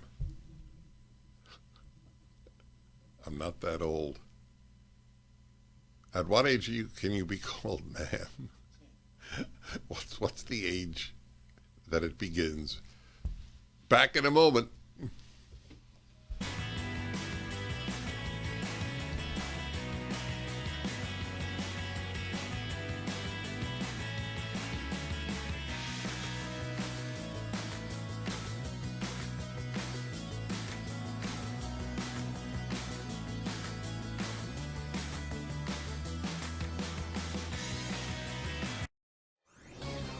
This is Carol Platt-Liebau for townhall.com.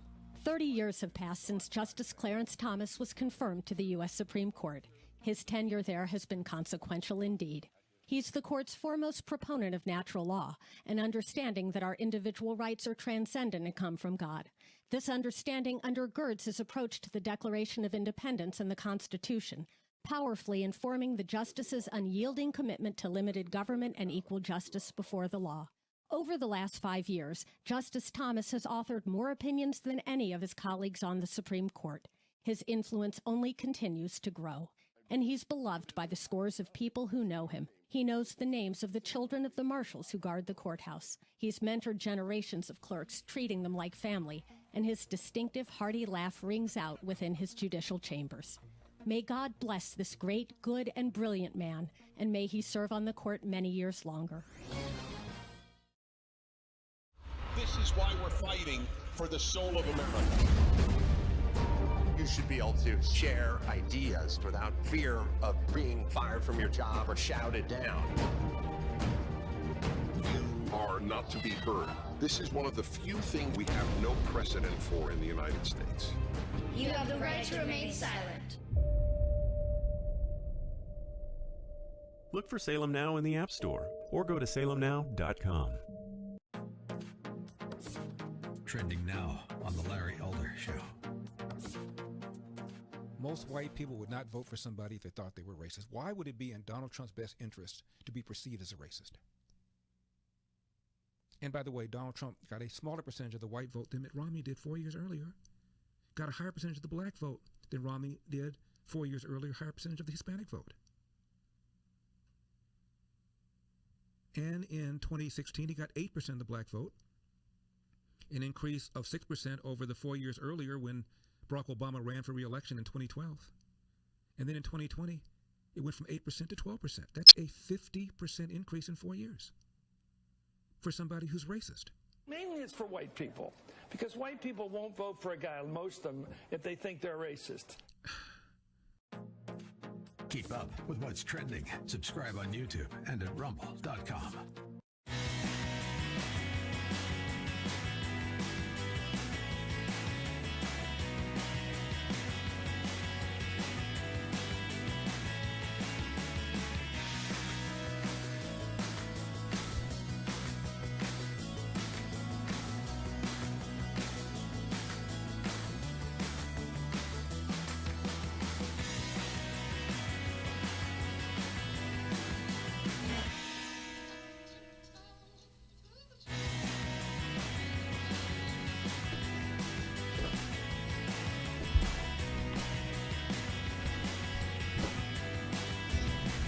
Okay, everybody, Dennis Prager here.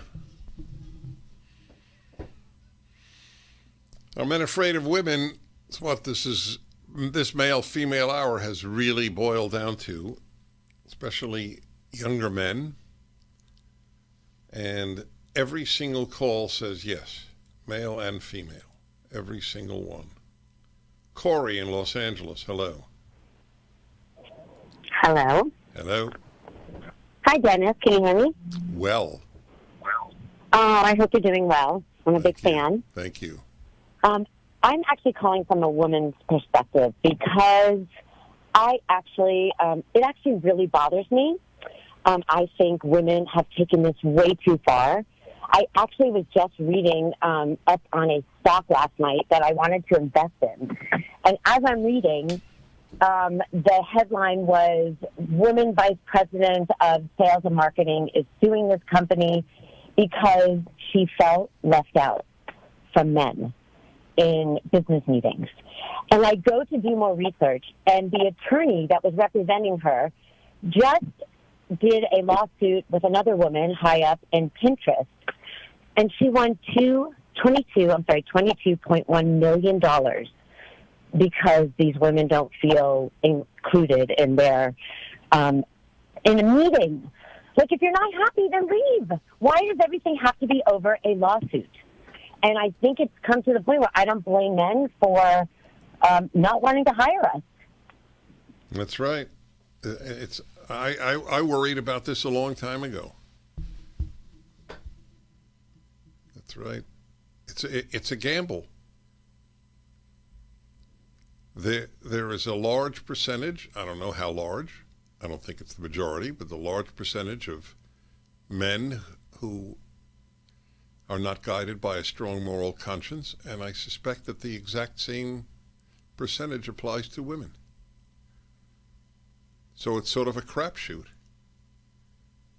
The report that I read to you from The Guardian said that at least a fifth of men at work would be alone in the same room at work with a woman.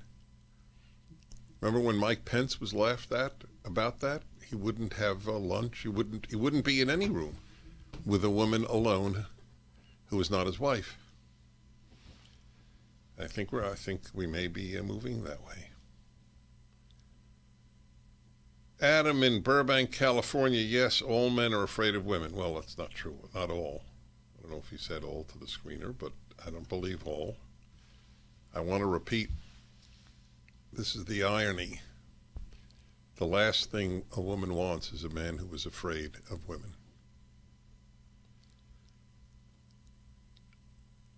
Toxic masculinity, remember that? Is that not an attack on men? It's pure, undiluted attack on men. Okay, y'all, we continue on the Dennis Prager Show.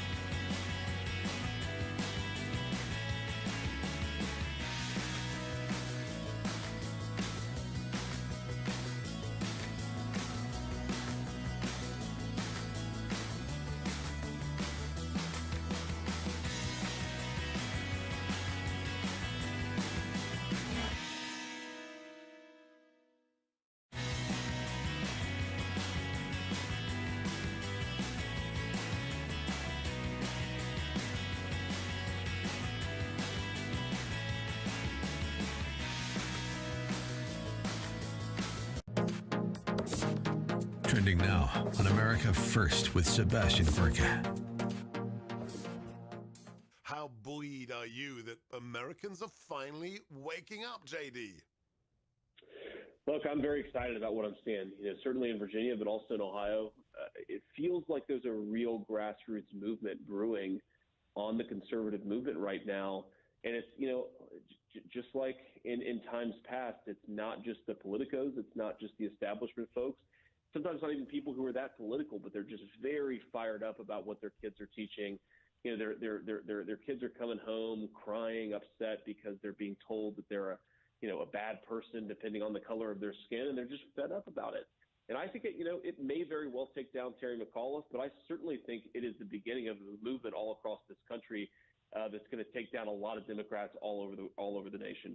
In the break, we were talking to my team here, and somebody said, "Well, it's neck and neck, and if Glenn loses by 3 points, that's a big deal in any other normal election." And here's the reaction I have, JD. There is no such thing as a normal election after 2016. Do we have any faith that there will be a normal election? Talk to us about the recent breaking news about Facebook and the censorship of conservatives. You've written a piece about it. How do we get back to quote unquote normal, JD?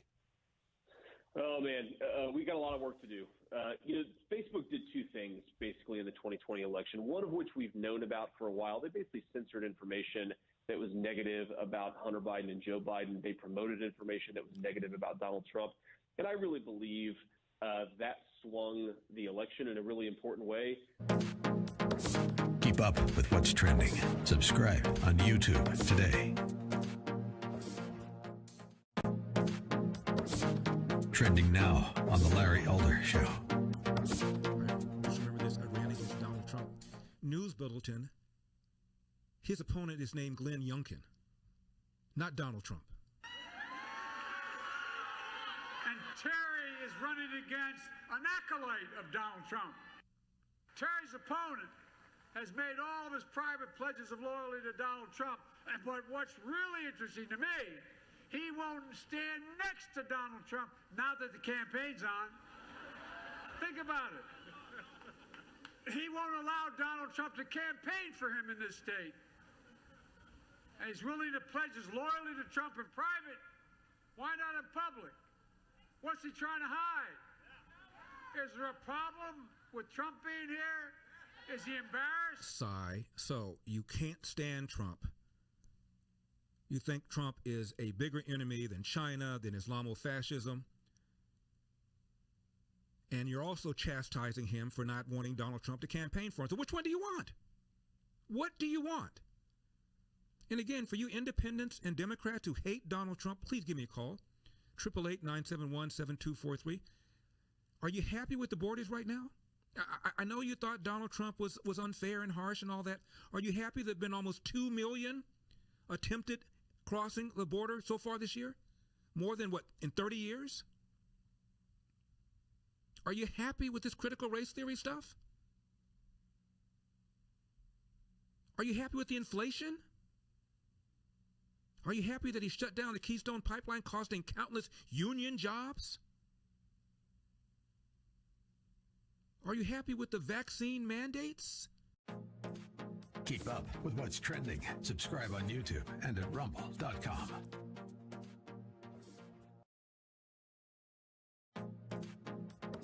Trending now on The Mike Gallagher Show. God has smiled on me. God has smiled upon me to be able to live most of my life in Florida, to be able to spend most of my days and about 90% of the pandemic, the first year and a half of the pandemic. And when I kept hearing about the misery of my friends in California and friends and family in New York and New Jersey, and I had the benefit of going back and forth a little bit, I saw the apocalyptic New York City. I mean, it was bad. It was horrible. Well, guess what? It was never that way in Florida. Never even came close. Ron DeSantis is a hero. Ron DeSantis is a true leader. And Ron DeSantis, and this is what happens when voters deliver somebody like Ron DeSantis. This is what Virginia can do next week with Glenn Youngkin. You think Terry McAuliffe is a fan of lockdowns? You bet your sweet fanny he is. You think Terry McAuliffe wants to tell parents to butt out of their kids' education? You bet your sweet butt he does. You think Terry McAuliffe is an out-of-touch, tyrannical, dictatorial Democrat? You bet he is. The metaphor of the two states, New York and Florida, that I got to experience over the last couple of years is a perfect metaphor for the difference between Republican and Democrat leadership. Keep up with what's trending. Subscribe on YouTube and at rumble.com.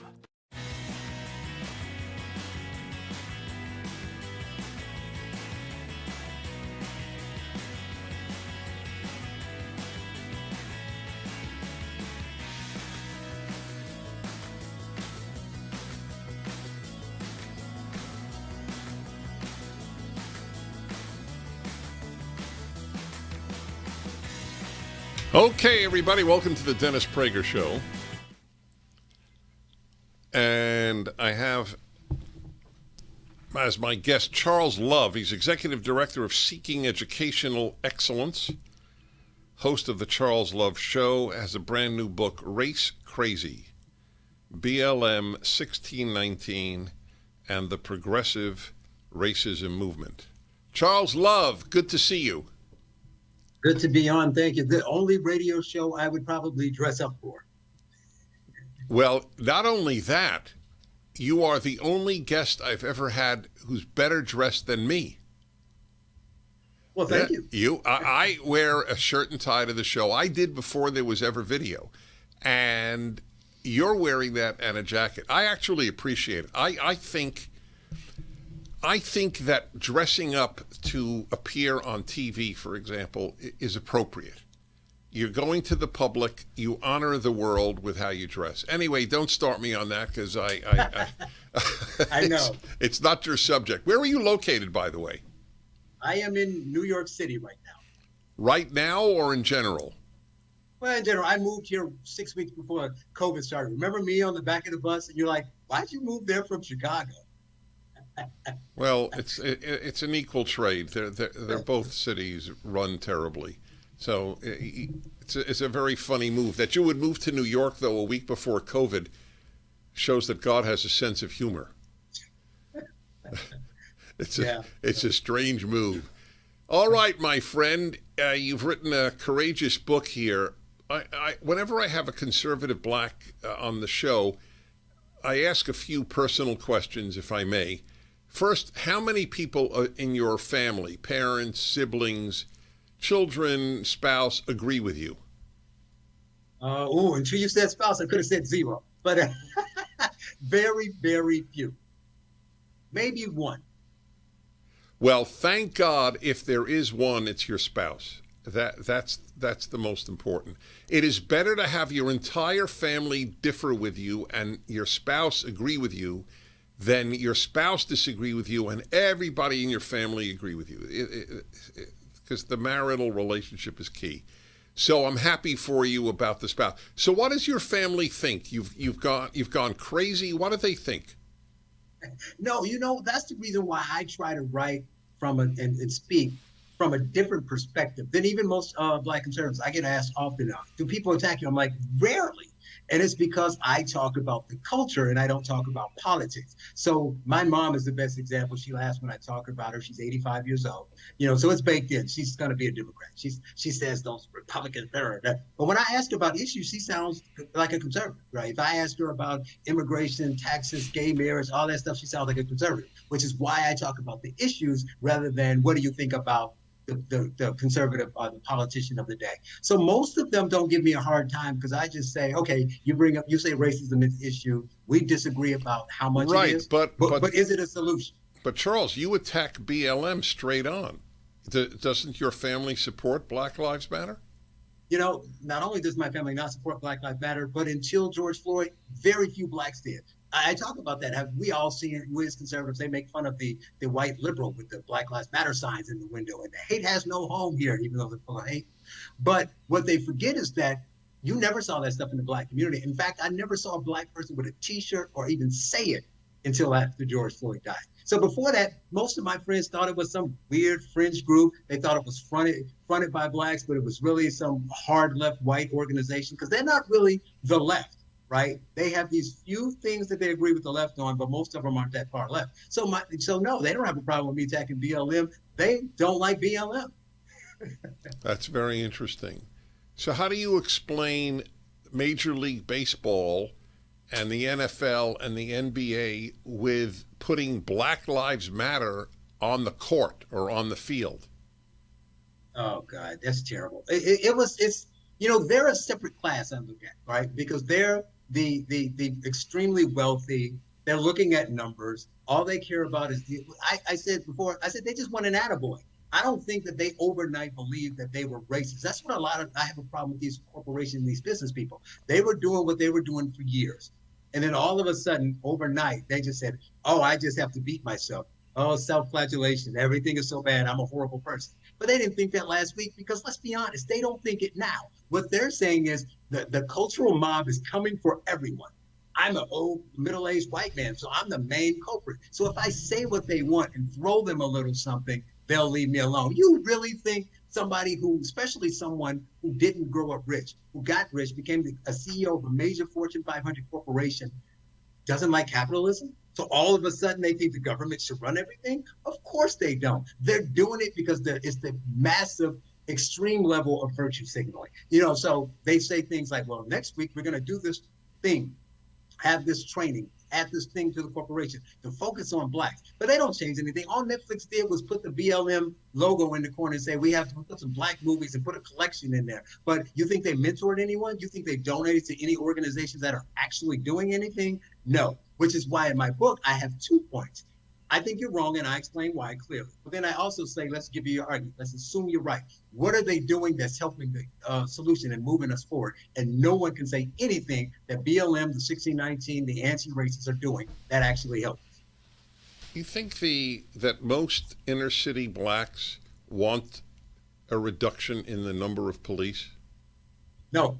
If you would have asked me, my answer is closer to zero to that than your first question. You know how many people in my circle who thinks that we should defund the police or abolish the police as BLM really wants? Zero. I've yet to meet one. Now, of course, I'm talking to people 35 to 60, so I'm not talking to really young people, but nobody, no matter how liberal my friends are. So Charles, okay, so I got a question, and that is, if that is the case, why do they keep voting Democrat?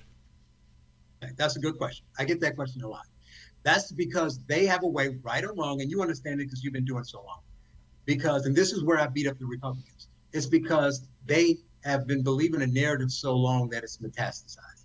So what I say is they can separate what they believe and what they want from politics. My mom's a good example. And I blame the Republicans because I think they were losing the fight, and so they just picked up the ball and left. So when I was first started to vote, I was always a clear thinker. My mom would say this. So I was instantly like, why would I just vote for someone because you tell me to vote for them?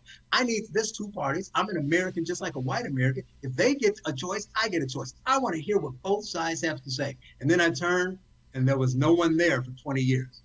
A Republican never came and asked for my vote. So guess what? Me, who's never been a liberal, never voted for them for like 15 years because they didn't ask for my vote. So what happens is, what I tell Republicans is, it's a bigger problem than that. It's because if you don't say anything, then Nancy Pelosi and AOC or whoever their equivalents were 20 years ago get to speak on your behalf. So they tell the black community what you believe. You're not there to say it's not true. So then we all just believe you're racist. So we say, I don't want high taxes, especially the middle class black. I don't like crime. I don't like this Yahoo who's running on the Democrat side. What's my choice? Vote for a racist? That's why.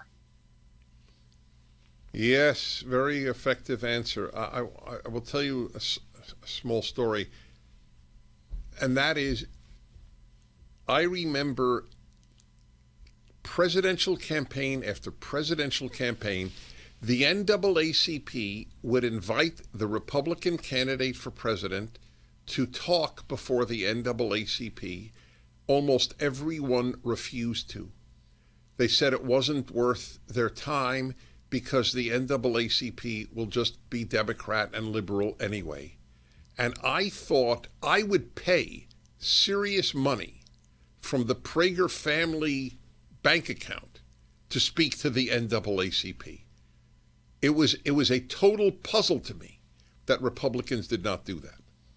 Oh, it was terrible because you may not convince the NAACP, the people who run it, but you don't know who comes to listen to them speak. You don't need to change every mind every time. You need to change 5 minds and keep going. But now, because it got worse, here's the problem. They can do it now, and sometimes they'll invite them, and sometimes they go, and they're like, I'm going to be the Republican that makes a difference. I'm going to go. But it's different because when you go, you only go through an election year. So now the average black person is like, yeah, he went, but he only went because he wanted my vote. So it doesn't seem sincere, even if you are. So the key is for the Republicans to just, they would know what they do. Cost investment, go to the neighborhoods where it's not that expensive, get a 1,500 square foot place, rent it, and just be there all the time. That's what you do. And talk every time something happens. Do you have any idea, and I'm not expecting that you do, but do you have any idea how blacks in general, and it may not even be fair to say blacks in general, although if you asked me Jews in general, I'm a Jew, and I know the Jewish community, I could answer that. So I'm inviting an answer, we'll take a break, but I'm inviting an answer to the question, how did they react to Donald Trump saying, what do you have to lose?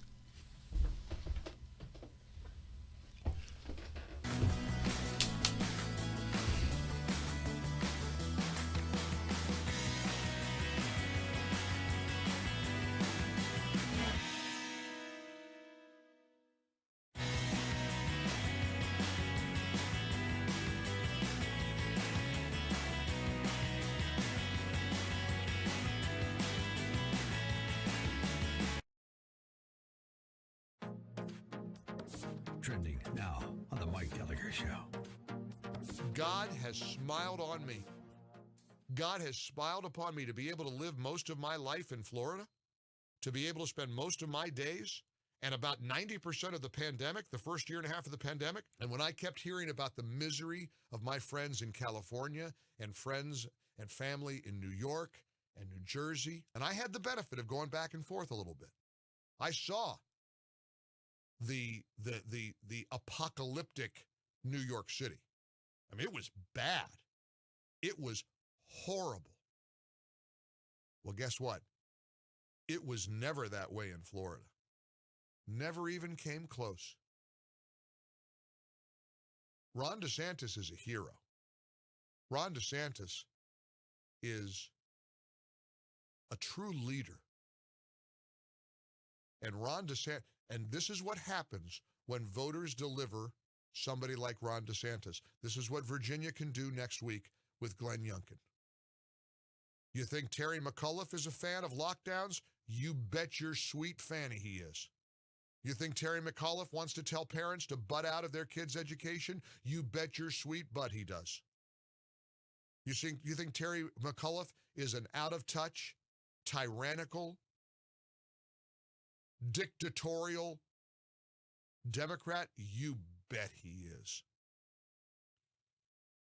The metaphor of the two states, New York and Florida, that I got to experience over the last couple of years is a perfect metaphor for the difference between Republican and Democrat leadership. Keep up with what's trending. Subscribe on YouTube and at rumble.com.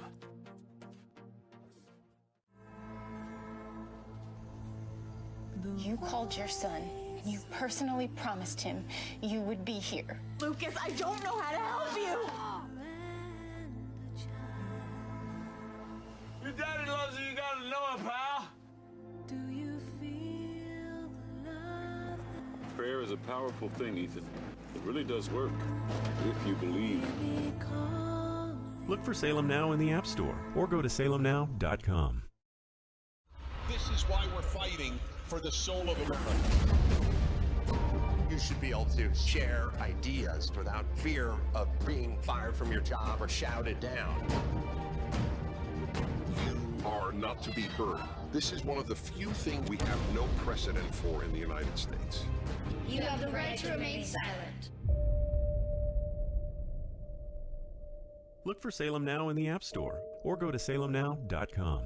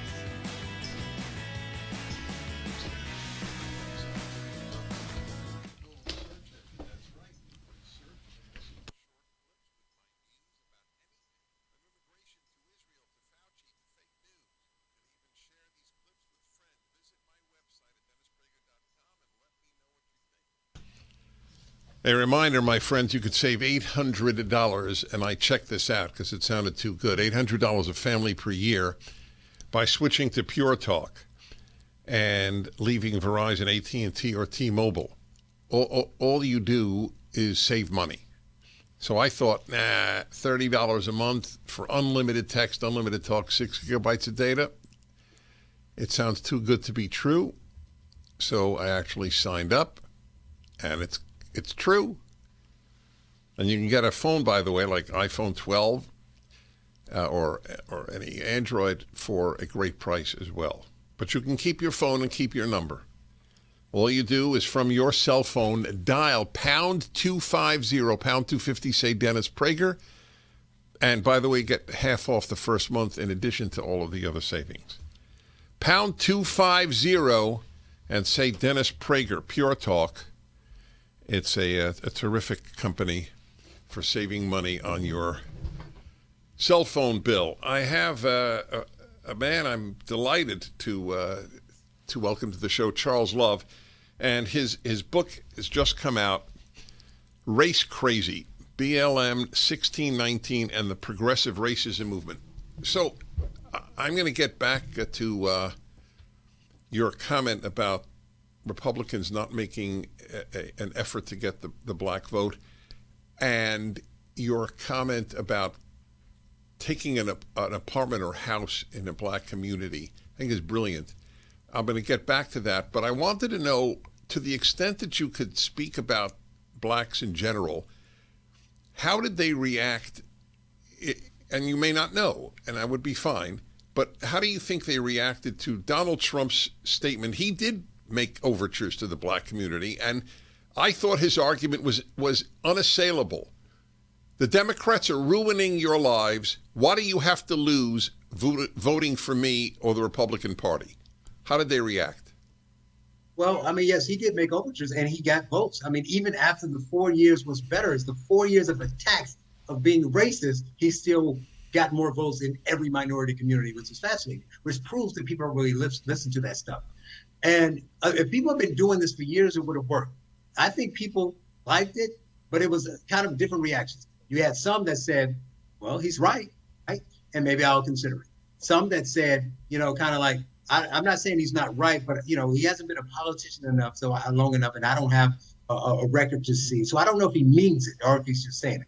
But then you got, people are prideful. So you get some that will spend all their time talking about how racist the country is and how black neighborhoods are struggling. Look at our neighborhoods, they're struggling, you need to help us. But then the moment someone outside that community says, well, there are problems, they're like, who are you to say that? So some were a little bit bothered by it. And so they took it as you're saying our communities are bad. We have pride in our communities. How dare you put our communities down? So it was kind of a mix, but I think as a whole, people could not, as you say, deny that those situations are there.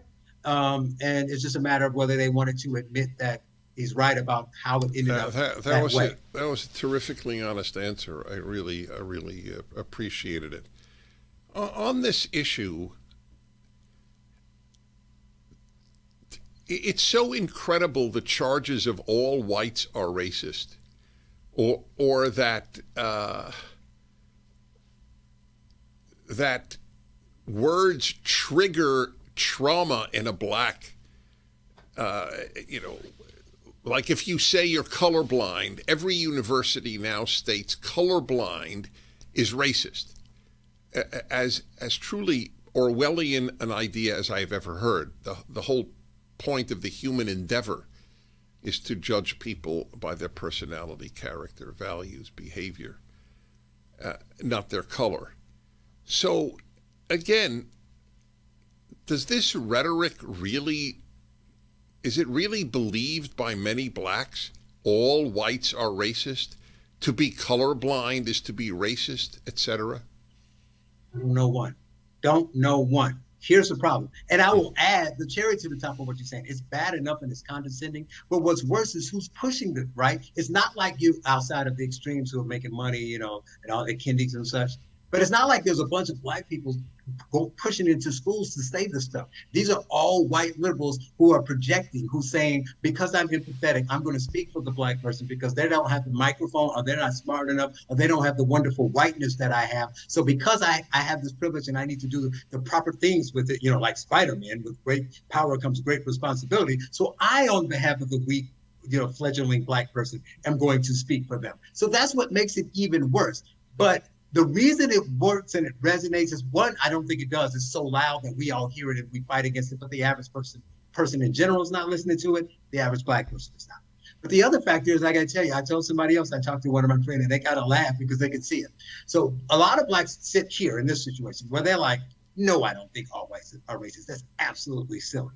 And the fact that people are pushing it is shocking to me. But that is getting traction is an interesting social experiment. And since we have dealt with racism in the past and we've had things we had to deal with that others didn't have, Schadenfreude. It's kind of funny to watch you all struggle your way through this and say, hey, let's figure out how we deal with this. And oh no, we're all being called racist. But they don't believe it. They just think it's funny that somebody's actually taking this madness seriously. And beyond that, there are white people saying that. So I'm just a logical guy. So if all whites are racist, why do you get to speak, white person? You are a white racist. So why are you even speaking? I wondered that the whole time. And why aren't they just projecting what they are onto all whites? I'm not racist. I hereby declare that. It is a total lie to include me in that calumny. I want to talk to you about George Floyd. There was not a single attempt in the trial of Derek Chauvin to show in any way that race was a factor in George Floyd's death. How many blacks or whites know that? I don't think it matters to them. So very few, but they just had already assumed it was the case. If a black man is killed by a white person, it is racist, right? So it was done because of race. So you don't have to prove it. And the problem of us normal, logical people, we get the burden of proof. So you have to prove a negative. So if he did do it because of race and he put out a manifesto about how I'm going to go kill all the blacks because I hate blacks, you can prove that he did. But you can't prove what was in his mind. But we just go out and we just assume, we'll say, Dennis Prager and Charles Love needs to prove that he wasn't a racist or he is. And that's where we are now. So we have to prove something that is impossible to prove. I mean, the whole riots over Floyd were riots over a non-race based event. That's the not just Floyd, all of Mike Brown, all of them. That's correct. That is correct. All right, I'll be back with Charles Love. His book is up at DennisPrager.com. Race Crazy, BLM 1619 and the Progressive Racism Movement. Very important work. And he has his own podcast, too, which we'll find out about in a moment.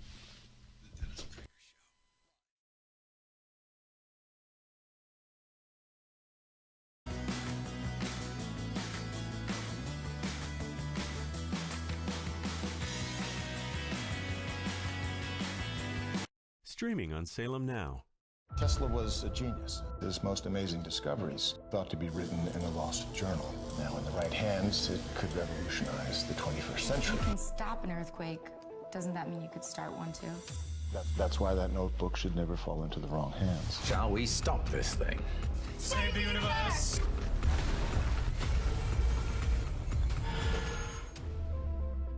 Look for Salem Now in the App Store or go to salemnow.com. Streaming on Salem Now. The public would be outraged if they knew the truth. Why do you think our politicians are not on the sidewalk right now talking to you? Don't have no respect. The old wall randomly turns into a guardrail, followed by miles of open border.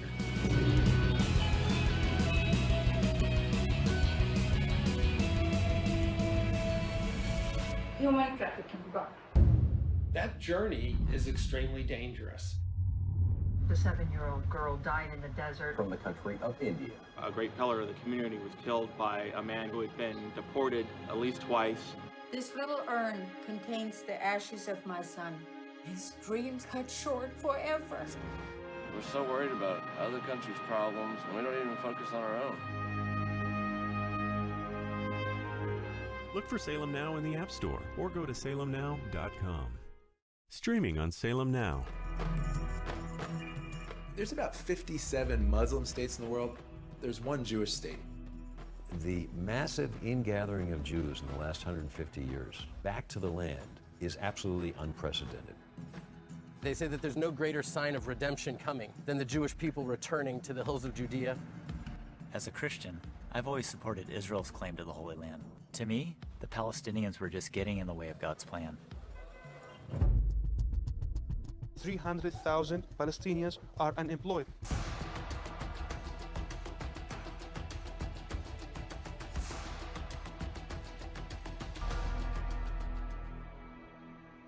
in spite of all the years of conflict. There's hope here, if you know where to look for it. Stream on your phone, tablet, or TV. Look for Salem Now in the App Store or go to salemnow.com. I grew up poor, which is even worse than being poor. We would have sandwiches with no meat. My American dream entailed working hard and making $20,000 a year. But I surpassed that goal and became a corporate CEO. We'll all be able to say, free at last, free at last. Look for Salem Now in the App Store or go to salemnow.com. Man, I miss my father, and I want him to be here with me, but he's not. We all had something in common. A lot of us were miserable. We had no fathers in our lives. This is how I began the life of crime. I desired to have a father who would tell me that what I did was wrong. Look for Salem Now in the App Store or go to salemnow.com.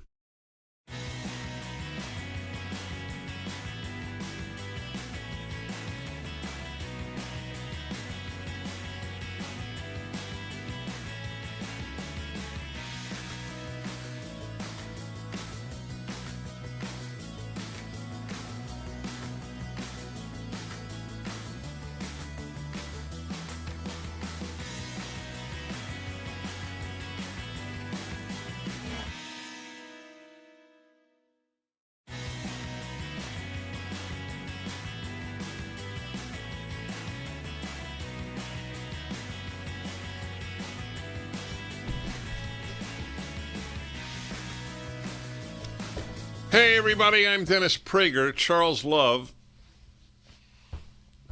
is a very impressive man, executive director of Seeking Educational Excellence, host of The Charles Love Show, and his new book, just out, Race Crazy, BLM 1619 and the Progressive Racism Movement, which is exactly what it is. It's a racism movement. I love you for saying that. So here's another question that I think a lot of people would like an answer to. If it's even, again, it might not be answerable. Certainly there's no way to prove an answer, but they are now arguing, the white left at any rate, is arguing that demanding correct answers on exams is racist because the results are not, quote unquote, equitable. And that even applies in Oregon to math. If a vote were taken only among black Americans, do you believe math answers should be changed so that all groups get higher grades? What would the vote be? Nobody would go for that. No one would go for it. I'm glad you went to education. This is my wheelhouse. And perfect point. Just today, I tweeted out an email I got from the school announcing this wonderful culturally relevant education that they're going to move to. And it talks just about that. And it specifically says English, which is bad enough, and math, right? Culturally, teaching things culturally relevant. And I say this a lot when I talk to people because they don't get it. You're right, the number's 0. But that's why I scream with my megaphone, because no one knows this is happening. You have the CRT debate, and people just say, well, we just want to teach proper history. And I said, I don't care what label, just from my own personal way of explaining the situation, don't care what you call it. I'm not going to get into a debate about a title. What I will say is there are problematic things happening in school. I can show you proof that it's there, and it's dangerous. So to whites, do you want your 12-year-olds coming home saying, well, I'm an oppressor? Do you want them being told that they can change their gender, but don't tell your mommy and daddy? Because that's happening. And to blacks who, like I said earlier, say, well, that's their problem. We don't have to deal with it. Do you want them saying blacks can't learn math unless we teach it in the black way, right? Because I think we've all been learning math for years and there is no black way. But they think they're helping. If black parents knew that, they would be livid. But my approach is to the regular folks who are working their 9 to 5, raising their kids and cooking dinner, who aren't watching right or left-wing TV and listening to talk radio, and they don't know. So they just let everybody else fight and say it's not my problem. If they knew this was happening, they would join those parents tomorrow. Fascinating. I don't even understand cultural math. 2 + 2 is 5, maybe.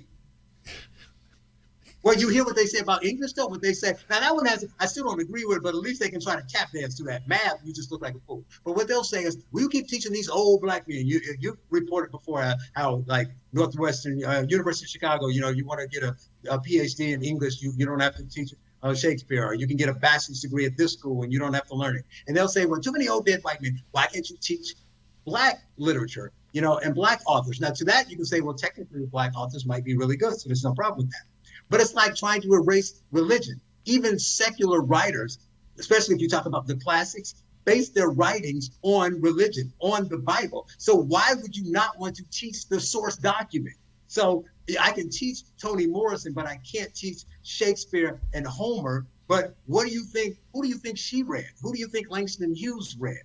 So black intellectuals have the opportunity, especially those today on the left. They read the classics, but now they don't think us blacks today are smart enough to read the classics. But then, the white elite still get to read it. So you are perpetuating the gaps you claim you don't like. That's exactly right. That's exactly right. Let me give you a personal anecdote on this. I'm very involved in classical music.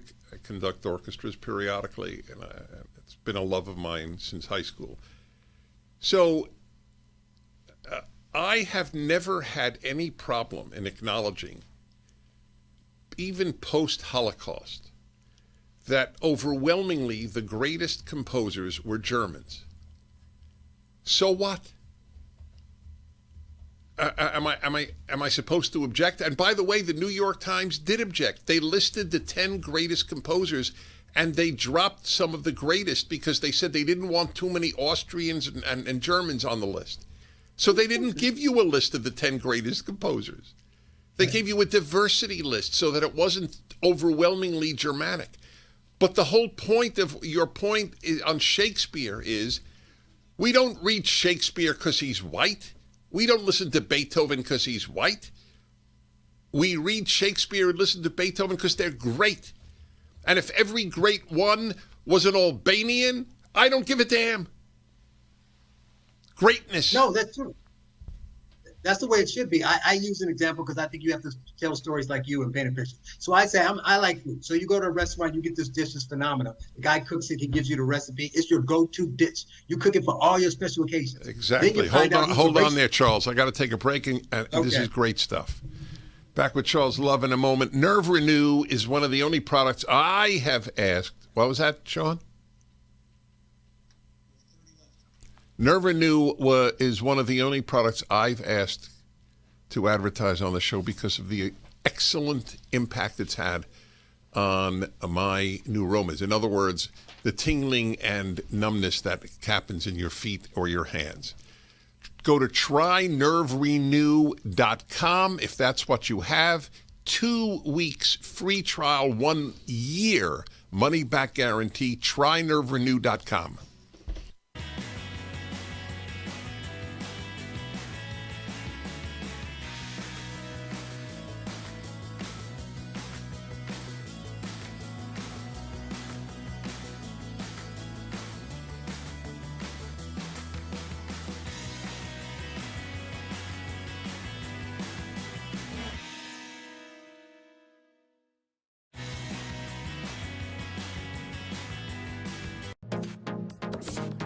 Trending now on America First with Sebastian Gorka. How buoyed are you that Americans are finally waking up, JD? Look, I'm very excited about what I'm seeing. Certainly in Virginia, but also in Ohio. It feels like there's a real grassroots movement brewing on the conservative movement right now. And it's, just like in times past, it's not just the politicos, it's not just the establishment folks. Sometimes not even people who are that political, but they're just very fired up about what their kids are teaching. Their kids are coming home crying, upset because they're being told that they're a bad person depending on the color of their skin, and they're just fed up about it. And I think it may very well take down Terry McAuliffe, but I certainly think it is the beginning of a movement all across this country that's going to take down a lot of Democrats all over the nation. In the break, we were talking to my team here, and somebody said, "Well, it's neck and neck, and if Glenn loses by 3 points, that's a big deal in any other normal election." And here's the reaction I have, JD. There is no such thing as a normal election after 2016. Do we have any faith that there will be a normal election? Talk to us about the recent breaking news about Facebook and the censorship of conservatives. You've written a piece about it. How do we get back to quote unquote normal, JD? Oh man, we got a lot of work to do. Facebook did two things basically in the 2020 election, one of which we've known about for a while. They basically censored information that was negative about Hunter Biden and Joe Biden. They promoted information that was negative about Donald Trump. And I really believe that swung the election in a really important way. Keep up with what's trending. Subscribe on YouTube today. This is why we're fighting for the soul of America. You should be able to share ideas without fear of being fired from your job or shouted down. You are not to be heard. This is one of the few things we have no precedent for in the United States. You have the right to remain silent. Look for Salem Now in the App Store or go to salemnow.com.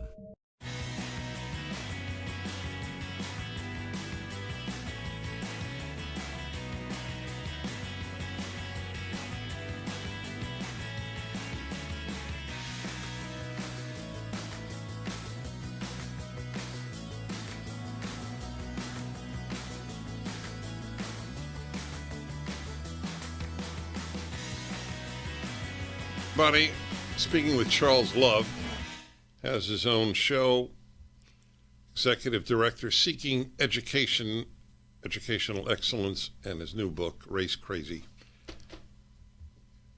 So I was telling you this horrible idea that we need more, and then fill in the ethnicity or race writers. We need the best writers. If they're all English or white or whatever, it's irrelevant. Greatness. I have no doubt this is part of your, well, look, the whole title of your group is Seeking Educational Excellence. Aren't we hurting kids, whether they're minority or non-minority, by depriving them of the greatest writers because of their color? Without a doubt. I mean, and not just writers, everything that they're doing that claims to be for the benefit of what they call the BIPOCs, right? Because they can't do X, Y, and Z, so we need to help them. Everything hurts them because we all know, we hear it all the time, regardless of your politics, that in Chicago and Baltimore and Milwaukee, kids are struggling. They're either passing them, dropping out, or they're passing them through, giving them diplomas, but they can't read it because they're reading 3 grade levels back. Is that going to help them? So what they're saying on the one is diversify the boardrooms. We need more black and brown engineers, but we're not giving them the tools and the skills and preparing them to do those jobs. So all you're doing is recycling the people who already have degrees, who already do that work, pulling them from one company, moving them to the other, but you're not increasing the number because you're not going to have a higher percentage of blacks who can do the job because you're not giving them the skills. So if you want to help them, that's what you need to do. Instead, well, blacks are late, so it's racist to make them show up on time. So let's just not count tardiness toward their grade, right? Blacks do poorer in general on the SAT test. Let's just ban the test because those whites can get SAT prep because they're rich. Well, why don't you use all that BLM money to fund college prep? No, we can't do that. Let's just get rid of the SAT. So every step of the way, they're hurting us instead of helping us. Where has all the hundreds of millions of dollars to BLM gone? Who knows? Homes, Democrat candidates, more, kindy training, pushing the 1619 project, all kinds of mad, everything but where it should go. This is unanswerable, but I so enjoy you, I'll ask you. What makes an Ibram X. Kendi tick? Ooh, see, that's the thing. People say a lot of these people, they call them grifters who say they're just doing it for money. And I think that is true for some. Him, I'm on the fence. I think that might be the case. Definitely not Nicole Hannah-Jones. But some of them just do it for money. They get, I mean, come on, we're human. If somebody was telling you how great you were, wouldn't you keep going? I mean, they obviously let people who aren't them, who are listening and watching to your show, just listen, whether you're a liberal or not.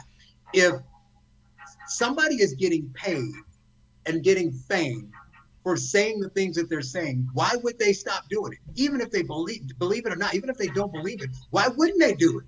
Right? They're going to keep doing it because they're getting a benefit from it, as they knock in New York. But yeah, it's just, I don't know if he really believes. He can't really believe it because he says stuff like, in order to fix racism, we need racism, right? Nobody can actually believe that. Nobody's that crazy. At least with the 1619 Project, it's well written, which is why I think it's worse. It's well written. It takes enough facts to make you think, but they leave out omissions, which is why I enjoy. So like the Chris Rufo of the worlds are trying to fight to get CRT banned. You got the Goldwater Institute trying to fight for transparency in school. My lane is for where it's already there. You got thousands of schools with 1619 Project. Fine. Take this book, I write a chapter on every essay, and bring it into the school and say, this is what 1619 says, this is what Charles says. Critical thinking, look it up, who's right. I guarantee you there are more facts in mine than there are in hers. That is certainly true. If you could be given a divine wand, a magic wand from God, and make one change in Black life, I'll tell you what I would. So it was to put myself on the spot and to have you react. If I had that magic wand for one thing, it would be that every Black kid have a father at home. What would yours be? Ooh, that's a good one. See, I wasn't thinking that because I'm thinking it's as existing, but I guess I do have a magic wand because that's really important. But even still, I think people still have American privilege. They have all the other privileges we have. So if I were to say a different one, I would just, set the bar a little lower. I would say have them all be, engaged. They're not engaged. They're not paying. They send their kids to school like it's daycare, and they say the school's going to raise my kid. So I don't have to do additional teaching. I don't have to even ask them what they learned. It's just the school's doing okay. So they don't know all this stuff that's happening. They hear what BLM says about police. So, and I know this is right because I have upper middle class friends. Well, I say, when was the last time you experienced a specific racist event in your life? They say, I can't remember, right? They're successful. They have summer homes. They're doing great. Yet they parrot what the Kennedys say because, if it's on the news and they're saying it, it must be true. So because they're not engaged. So even though they have never had to deal with these things, they believe the majority of the Black community has. I ask people another one. What percentage of Blacks live in poverty? I get somewhere between 30 on the low end to 70 at the high end. Blacks, whites, it doesn't matter. No one knows that the number is 20, right? So it has been going down up until the COVID thing. So my point is, Blacks aren't, as a whole, poor, uneducated, or criminals. But the narrative is that we're in the criminal justice system. Nobody I know really is in the criminal justice system. They say we're all uneducated. 35% of them have college degrees, and we're all poor, only 20%. What about the 80%? Only 2.5% commit violent crime. What about the 97%? We are the 97% is what we should be saying, but we're not engaged. So that would be the one I would go with. It was a good answer. I had a good answer, and you had a good answer. Well, my friend, how do people hear your show?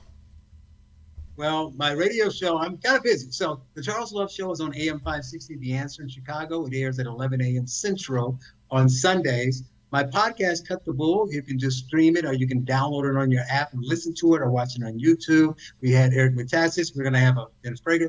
We've had Tucker Carlson. We've got some really interesting episodes. The current one is Bruce Gilley defending colonialism. So that was an interesting conversation. And they can just find all the stuff that I do at thecharleslove.com. Bless you, my friend. This was a wonderful time. Thank you. I appreciate it. Thank you.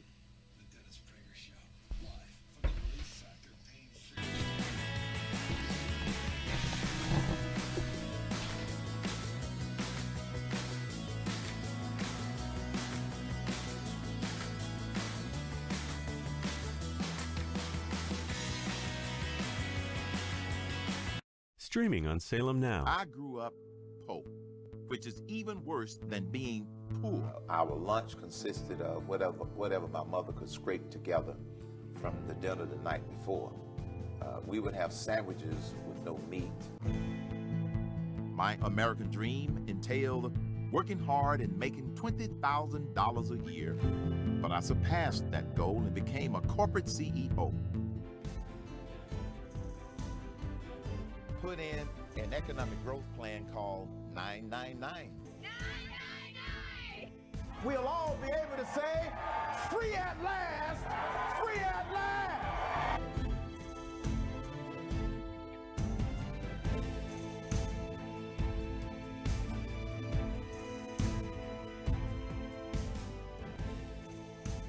Look for Salem Now in the App Store or go to salemnow.com.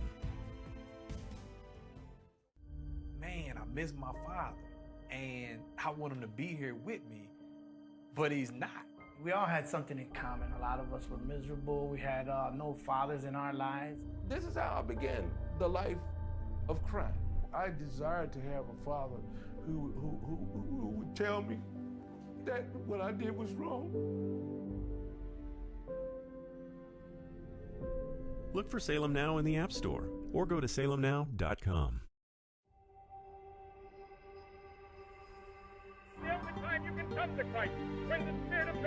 You ever thought of going to seminary?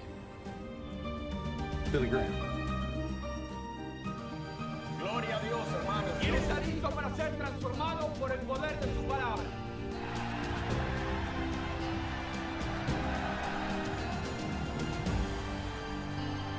Look for Salem Now in the App Store or go to salemnow.com.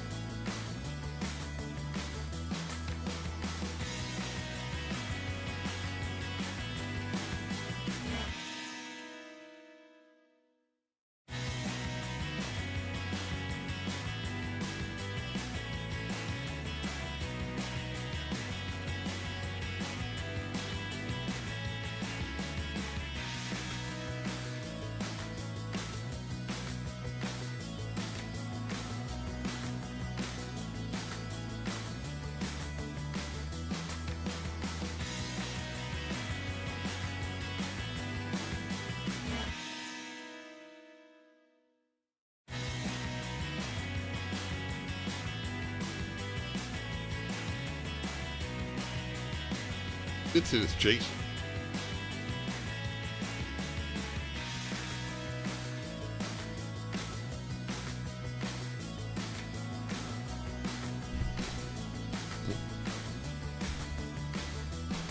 It's very powerful, in fact. So a thought, it's a wonderful interview with this gentleman, Charles Love. Love that he dressed up for the interview, because the interviews are now Skyped on video on my video feed. And I like that. I attribute great importance to clothing. Great importance. For those of you biblically inclined, you know what the first thing God did after Adam and Eve ate of the forbidden fruit? Made them clothing. Anyway, I think a lot about young people. It is our task to give them the best. Every generation should get the best. The best of everything. The best math, the best science, the best music, the best art, the best literature. That's our task. The left has undermined the greatest gift that the previous generations can give to the young generation. The best.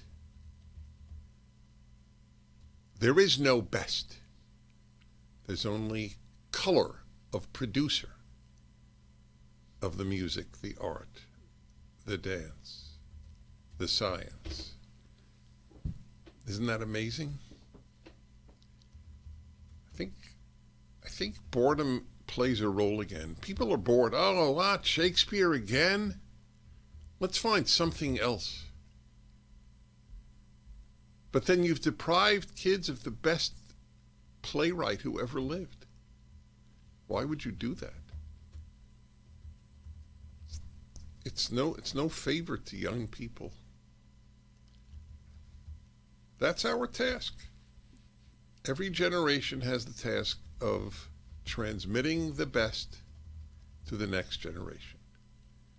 Why isn't that exciting? Why isn't that wonderful? How could that possibly be racist? It has nothing to do with race. Nothing. Nothing at all. The best is the best. The race of the producer doesn't matter. The eye color of the producer, of the greatest, doesn't matter. I don't get it. Why would you not want to give the next generation the best of everything? I'm Dennis Prager. See you tomorrow.